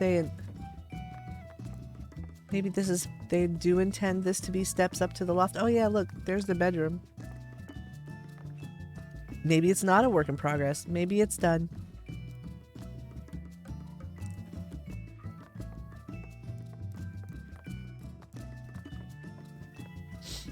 It looks nice. Let's go to the next room. So we are in Uvia Lovegoods. Private Chambers 9 is owned by Rajan Spirit. It is room 9. There is no greeting. Yeah, we're just gonna, go on in.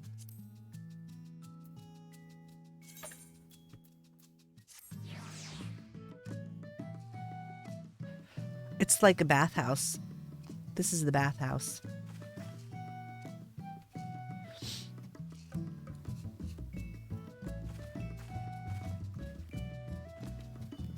It's pretty. Very nice. It's very colorful. You know, they just got a bathtub. They've got some verdant partitions. I don't think there's anything in here though. Like, I think this is just a closed off area. Yeah, there's nothing. And there we are, back out. Cute room. I like the Glade furniture. If it's used properly, it's nice. And the colors and all, it works well. It works in this room. I see your avatar is still worshipping that piece of bread, Yuli. It's very appropriate. All hail the bread. Let's go to the next room. This is Aleros just moved in. The owner is Aleros Vanador. And there's no greeting. We're going to, we'll keep in mind that Aleros just moved in. And we'll go take a look. They just moved in. They've got their futon. They still have to unpack. It would be funny to make a room that said that it was just moved in and, just like you come in inside and there's just like a stack of card paper boxes in the corner and a futon on the floor. And then you could call it done, 50 plus boxes in one corner. Futon over here, like bunches of like piles of dishes and stuff in the corner and books. Next room. So Aleros just moved in. Here we are. This is the Umoran Barl room. The owner is Livrad Nomont. Dress code enforced. It's a boutique and a designer home. Okay, well, I hope, dressed appropriately for the Yulmore Ball. We'll find out.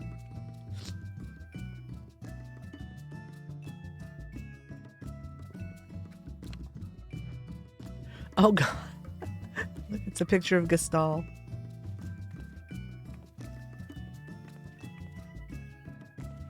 Very fancy ballroom. This must be where you go. This is where you come to learn ballroom dancing. They've just got a piano and some art and space for the people to dance. Well done. Well played. Let's go to the next room. This is Lena's cozy space. The owner is Lena Silvercoat. It says, the greeting says, "Hi, I'm shy." That's okay, Lena. You're allowed to be shy. We're going to look at your room anyways. Hope it's okay. Look, it's so cute. My gosh.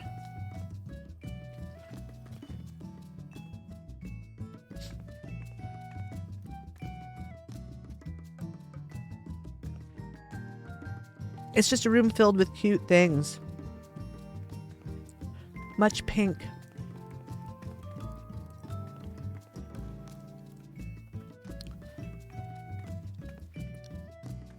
This is a place to sit and do your makeup while smoking a cigar. Is it a regular cigar or is it one of them funny cigars? We just don't know. Cute room. Onward we go.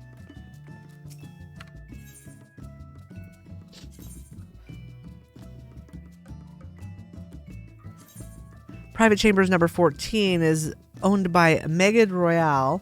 There is no greeting, no tags. Let's just go check it out. One more swallow of potassium. Wow, what's going on here?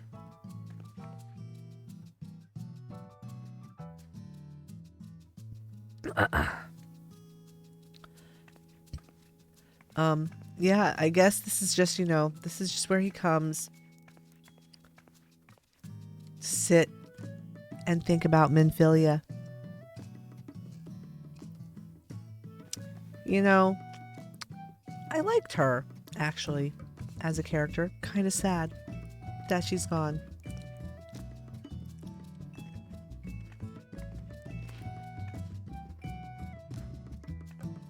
And we still have some less desirable scions of the Seventh Dawn as part of our entourage.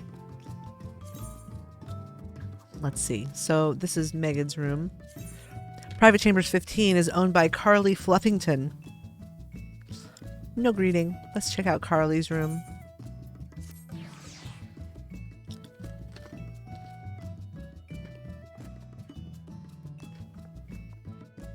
It's a work in progress.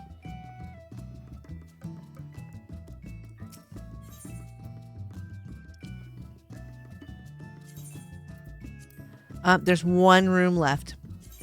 Private Chamber 16 is owned by Princess Kit. And this is the last room.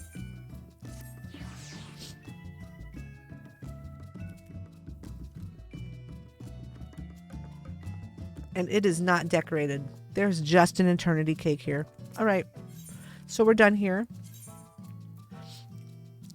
Yeah, we've been to everyone's room. Okay. So, and we did sign the guest book already.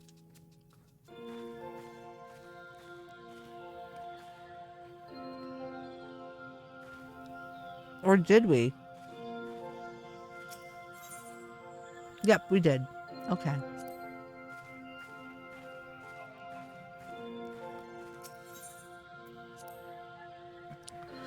All right. I drank all my potassium. I did it. Now I'm back to my cran apple juice, which I've been trying to drink all day.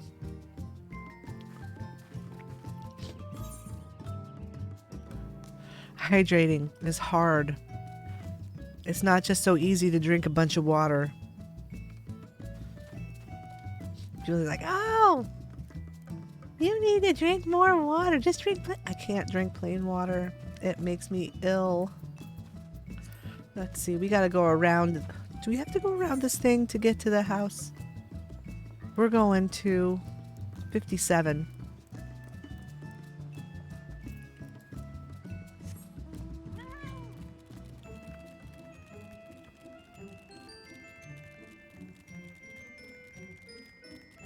Yes, down here, and here we are.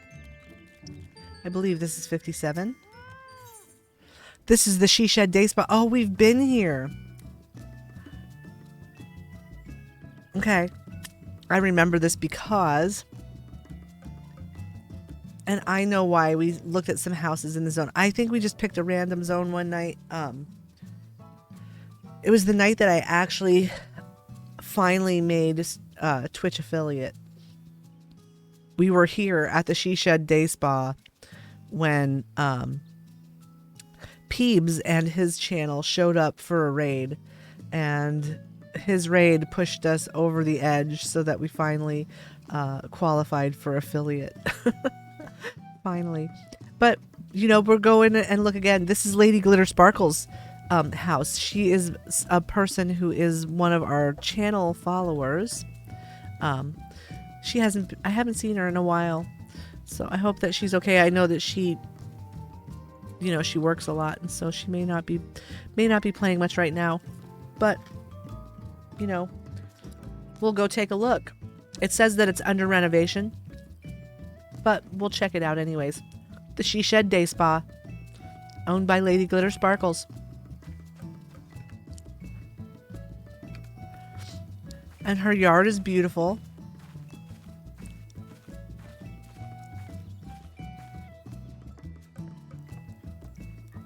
I like the way she did the gravel here, all the way down to the hot spring.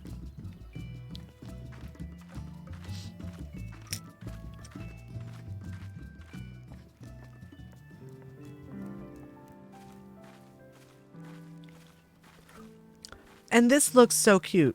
I love this. So check out her porch. Of course, we've got the florist walls, and she's put these, she's put the wisteria here, but she's also put this living arch right at the doorway. And the little frog thing. This is really cute. That is very cute. Looks nice. I like it. All right, let's go on inside. I think we're not gonna do all of the apartments tonight, but we're gonna make it to the end of the houses in this ward, and then we'll do the apartments next time.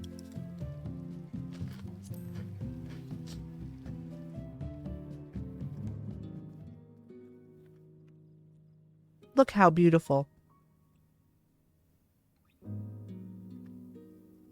So I see that she has done some changes here, and she may not be quite done yet. That's the entryway right there. Oh, look! It's Lady Glitter Sparkles!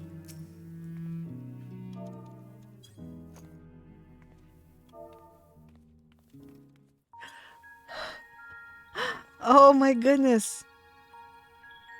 Look at her. She's a Lala.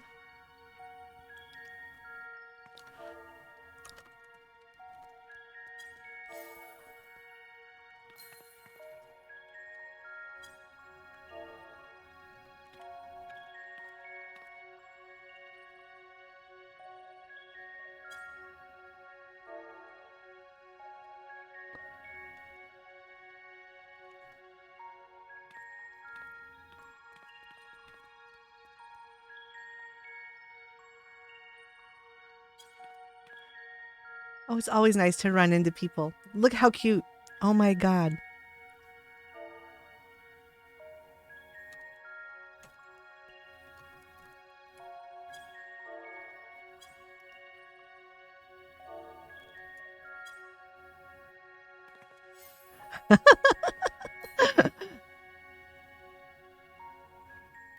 Wow.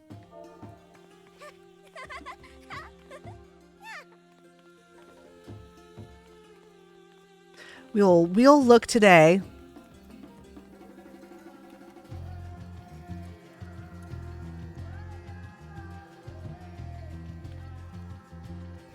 And then, we'll come back when she's done. She'll let us know.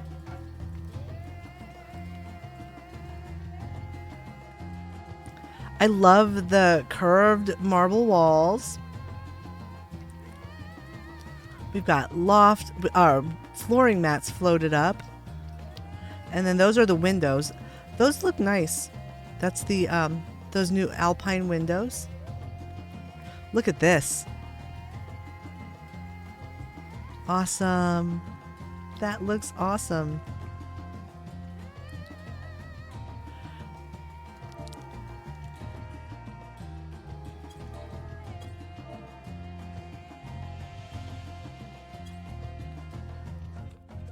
I love this. That's great. Oh, and look at the spooky tables. This is lovely. Look how nice.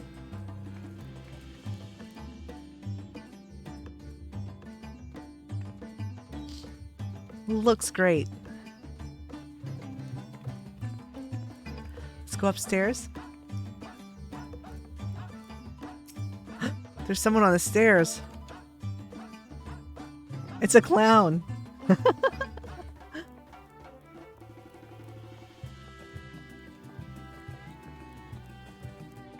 Whoa, look at that. Oh my gosh. Wow.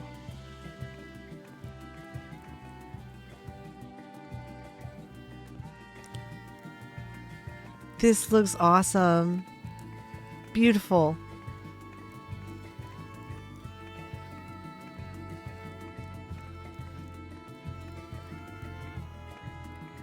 Trick bookshelf. Oh yeah. Oh look, it's the secret bedroom here. Oh, look at this. So pretty. And I'm gonna guess that this is another secret bookshelf here. So this is the bathroom. Oh, look at this. Beautiful.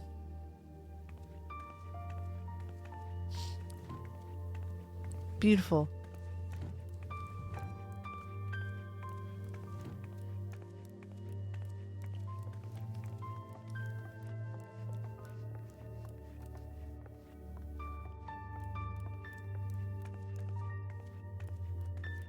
Let's go downstairs. Oh my gosh, look at this down here. Oh my gosh. Seriously, this I got chills when I saw this. This is amazing. Look at how beautiful.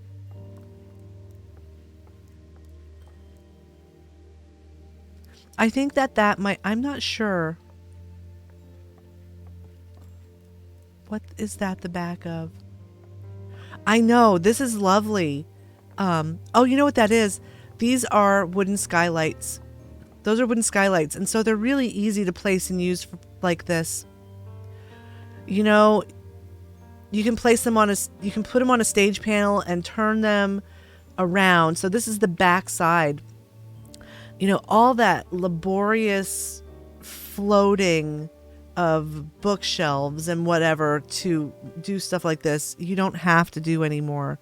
You can literally slap these on a stage panel, put them where you want them, and then remove them from the stage panel, and they stay put. And that looks awesome.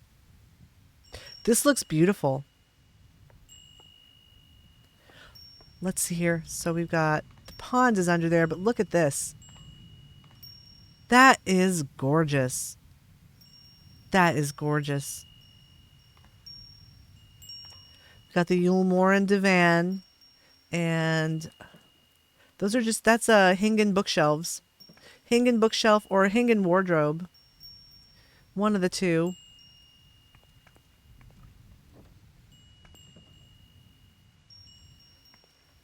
Matching cushions. They've got the counter. That's that countertop. This is really well done. This is beautiful. Lady Glitter Sparkles does amazing designs. Her stuff is always so beautiful. This looks awesome. And I'm wondering if you can go through. Yeah, look, that's just like a little door.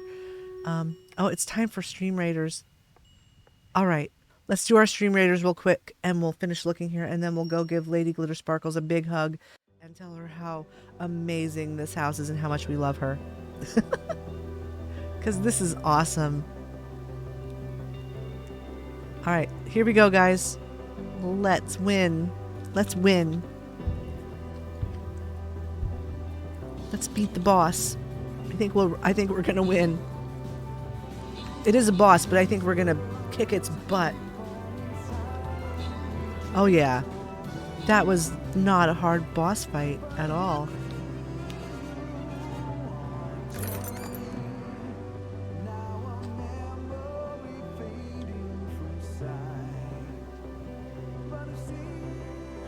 Oh, look! Spell tomes!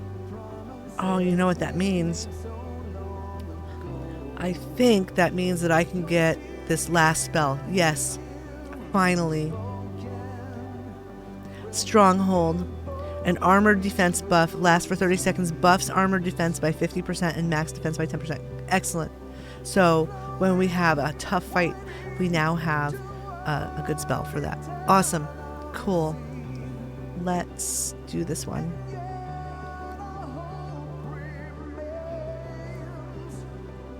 There we go.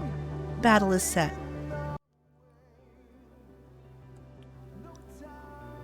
This is so lovely. This is so pretty. Look at that. Look at that little, you know, there's that new Alpine shelf. You know, and it's just kind of put in there with the... I know she's not quite done, so I don't know if she plans to close that off or if that's going to be a loft that's a usable space. I don't know. But I really like this so far. I love this color. I love that green. I don't know. I think that's the Celeste green. Oh, and there's the same shelf. This is beautiful. I think this might be like a little shower area. I'm not sure. It's, you know, it's still a work in progress, so we'll have to come back. But this is beautiful.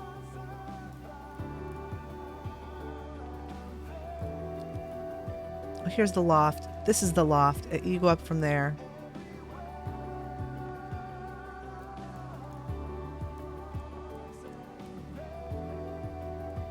And then this is the stairs up. Wow. This is lovely.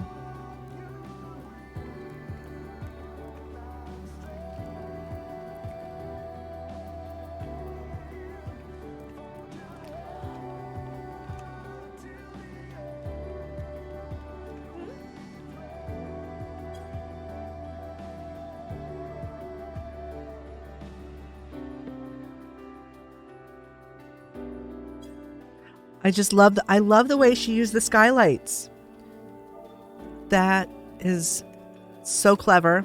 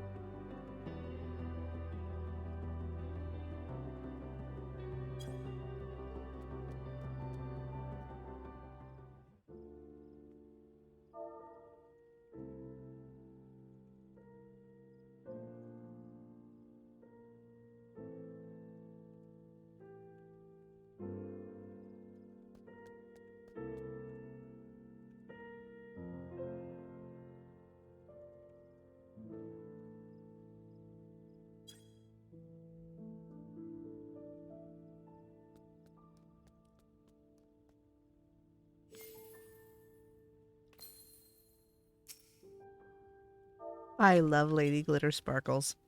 I do.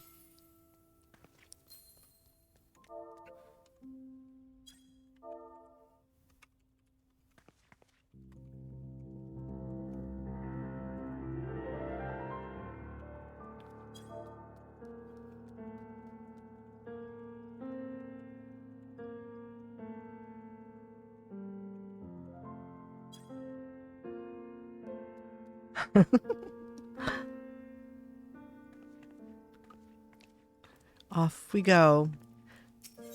Always nice to see people. It's always nice to run into people in their house. Especially when they're like, you know, they're friendly and amenable to you being there while they're working on things. Not everyone is, and that's understandable. So we have 58 and 59 to visit. That is where we're off to. Oh, wait. 58 is this one down here.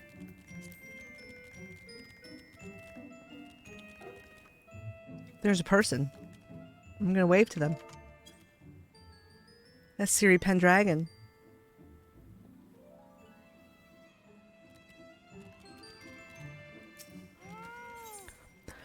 This is Sukikari. The owner is Sukiyakari. I think it's Sukiyakari. The owner is Sukiyakari. It is a free company. This is a large plot. It is home of Alu the Ditcher and Taha the Great. Or Taja the Great. So let's take a look. Let's take a look at their yard. The person ran off. So what is all this business? What is all this business? Okay, so that's part of the house. And they just closed off the end there. We can walk over this bridge, though, to get into part of the yard. So they've got their own bridge, you know, as part of their plot. But then they have this little bridge, of course, that goes over here. If you wanted to walk around the backside of the house for some reason.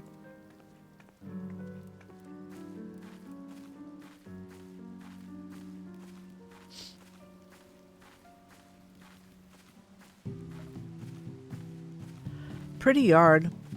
What is this? This is something new. Oh my gosh. You know, okay, when we finish looking at these next two houses, we're going to go back to my house and we're going to preview furnishings because there's new stuff that I haven't seen that they put in, obviously. Like this. What in the heck is that? It's like a training center. It's a place to train, you know. Get up there and do your crane pose on one of those poles and then go hit the dummy and then get up on the top there and do some whatever stuff, you know, beat things up, do yoga up on the top. I like their deck.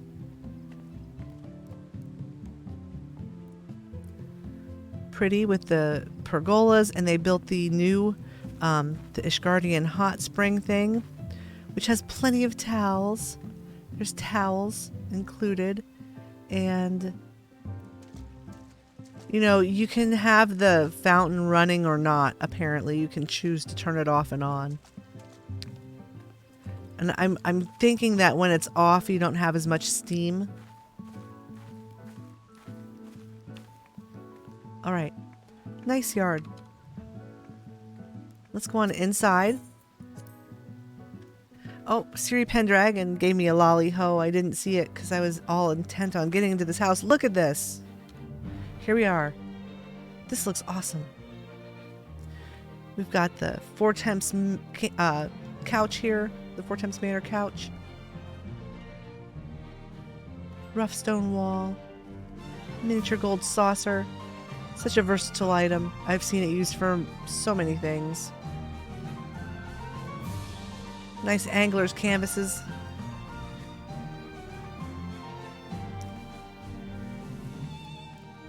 Nice little spot here with the piano. Let's go through this door first. There's their guest book. We'll sign that on our way out. I like to look at the whole house first. Waterfall. Indoor pond and garden. This is cute. It's like the plotting room or something. Got your vendors and everything here. This is a Free Company house. I love this downstairs though. This looks nice. Let's go through this door. Gosh, they've got all their trophies and toys and all their favorite things on the shelves.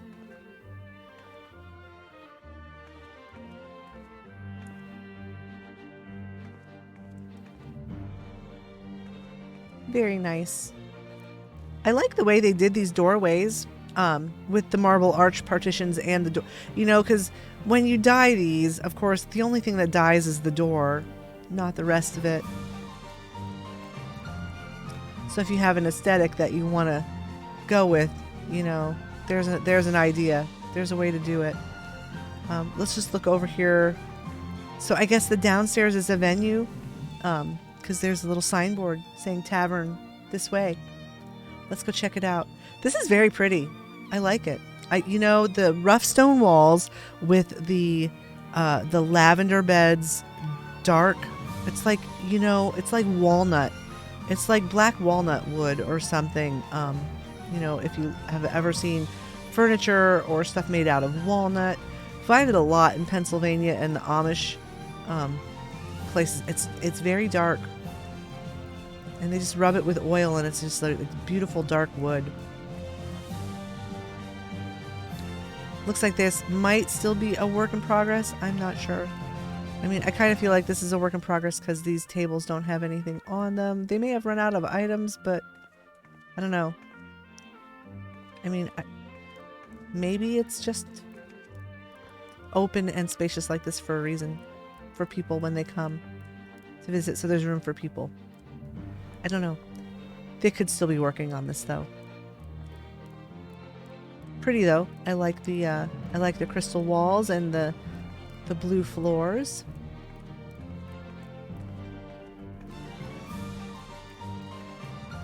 Let's go on upstairs.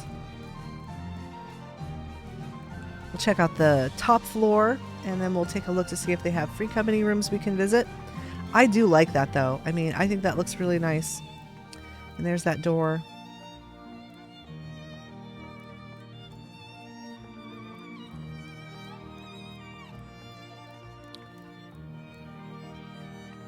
Nice little kitchen area. It's actually a big kitchen area. Nice big kitchen area.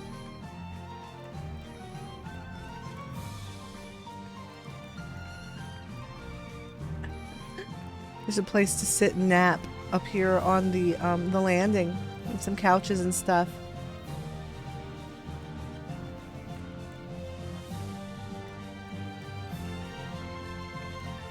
There's the plotting table. This is the room of a grad student.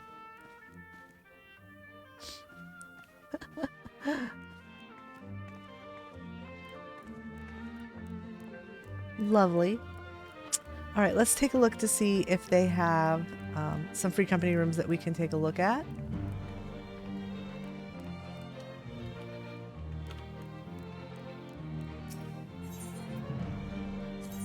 Oh, nope.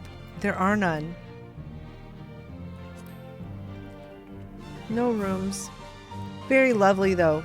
Beautiful house. So I'm guessing this is a small free company. It may just be a couple people.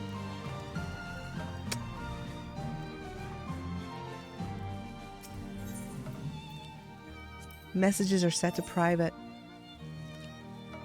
Beautiful work on this house so far.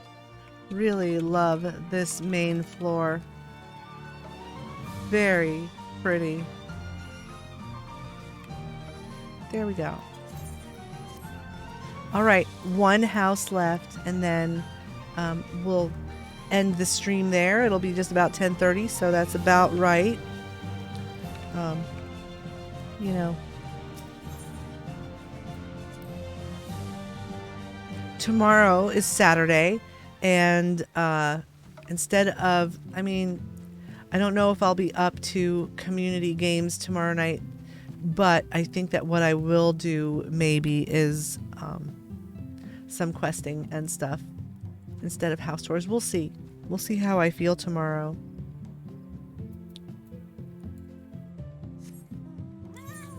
So that was 58. We're going to go up here to 59. Oh, wait, yeah, because 60 is closed. So these are the last two. This is the last house right here.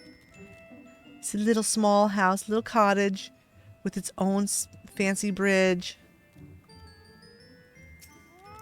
So cute. It's the Blue Rose. The owner is Lyra Morale. Lyra Morale. Something like that.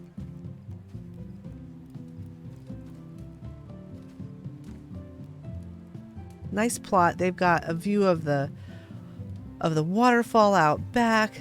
They've got their own little bridge. You know, and then, you know, of course down there there's a reason there's a bridge, because there's the river down there, and you can fish here. You can fish. You just, you know, stand in your yard and fish. Let's see. Pretty sure you can fish here.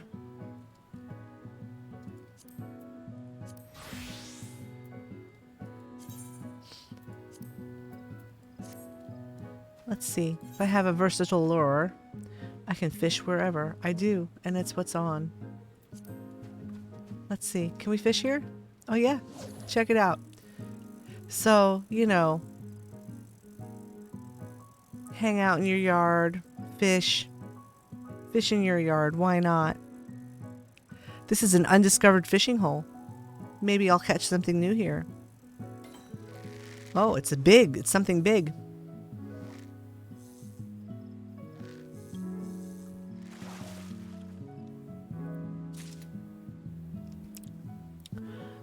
I caught a tricolored carp. 14. Ooh. I think that's yeah. Patches of gold, silver, and bronze cover this medium-sized freshwater fish. Cool. I have a fish tank that needs a fish, I think. Let's go inside this house and see what's going on. Okay, so after this house, we'll go back to my house. We'll look at we'll preview some furnishings to see what we might have missed. It's used to make the ponds. Oh. Maybe I should try to catch some more. I'll have to see how much they cost. You know, if they're I'll see how much they're selling for back on my other server.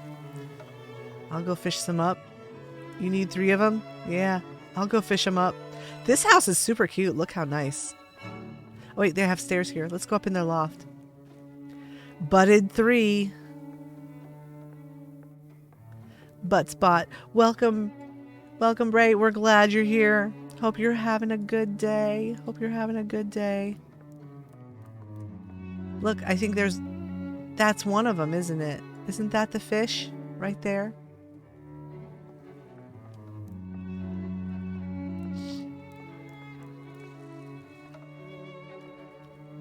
Pretty pretty house. Let's go on downstairs.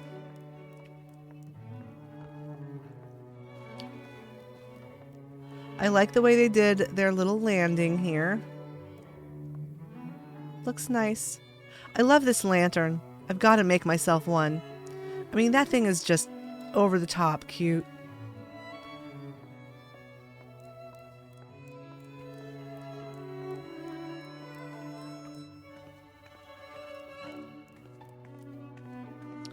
Nice little kitchen, dining area. Little basket of tangerines.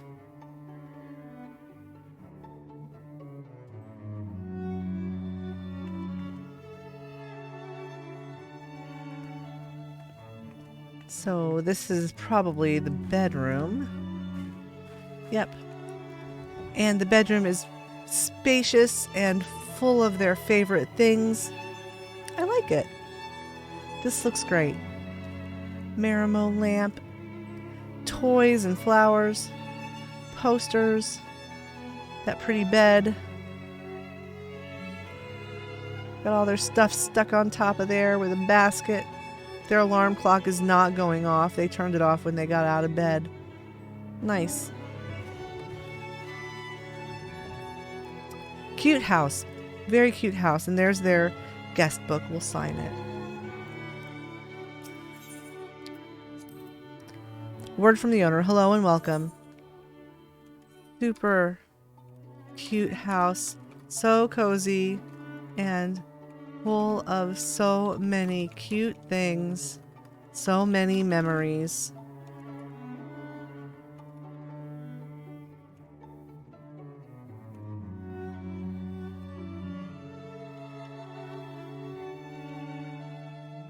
There we go. All right. So we made it through all of the houses in this ward. We will look at the apartments next time. Right now, let's go back to my house and we will preview some furnishings in the yard.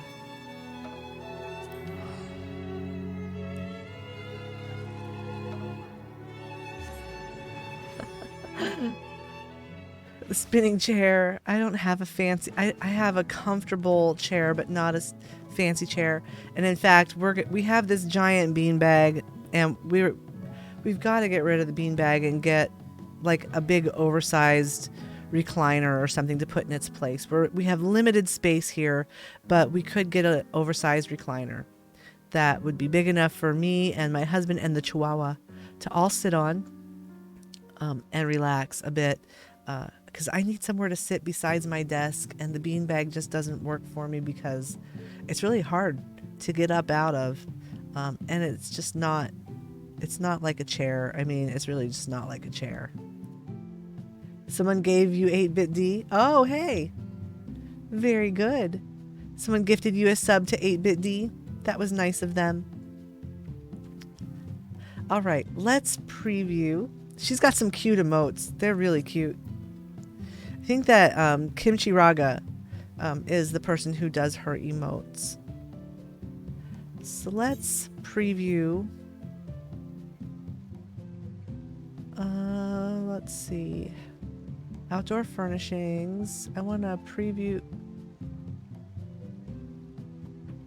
Can we not oh wait, there we go. I was going to say, can we not preview? I know we can preview. So here are the new things. There's that. The ivy-covered bridge, we knew that. The red brick bench. Oh, the raised wooden deck. This is the new thing. So there's a raised wooden deck. I mean, I think that's a nice thing for using a Lavender bed's house yard because it's kind of, I mean, it's big, but it kind of fits the aesthetic of the Lavender beds with the poles. Let's see. Garden gate, the planter set. I really need to make one of those because that would look nice there in my yard, wouldn't it? Planter set. I am a fan of items that give you extra items, you know?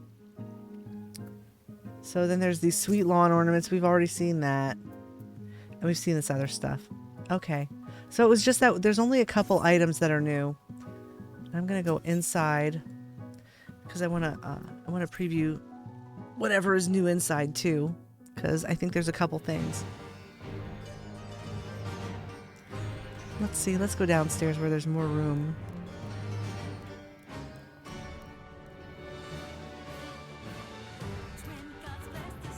Let's see.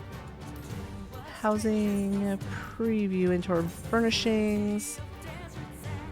So we've seen most of this stuff. There's only like a couple things.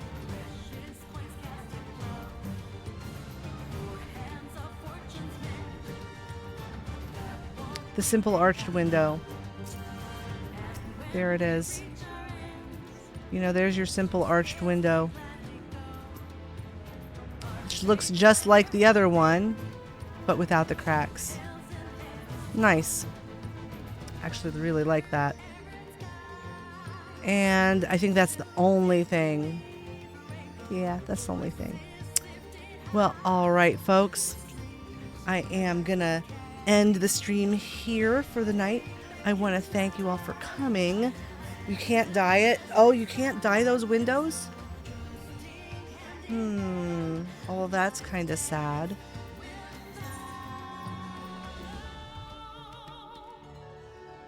Oh, yeah. It's not dyeable, is it?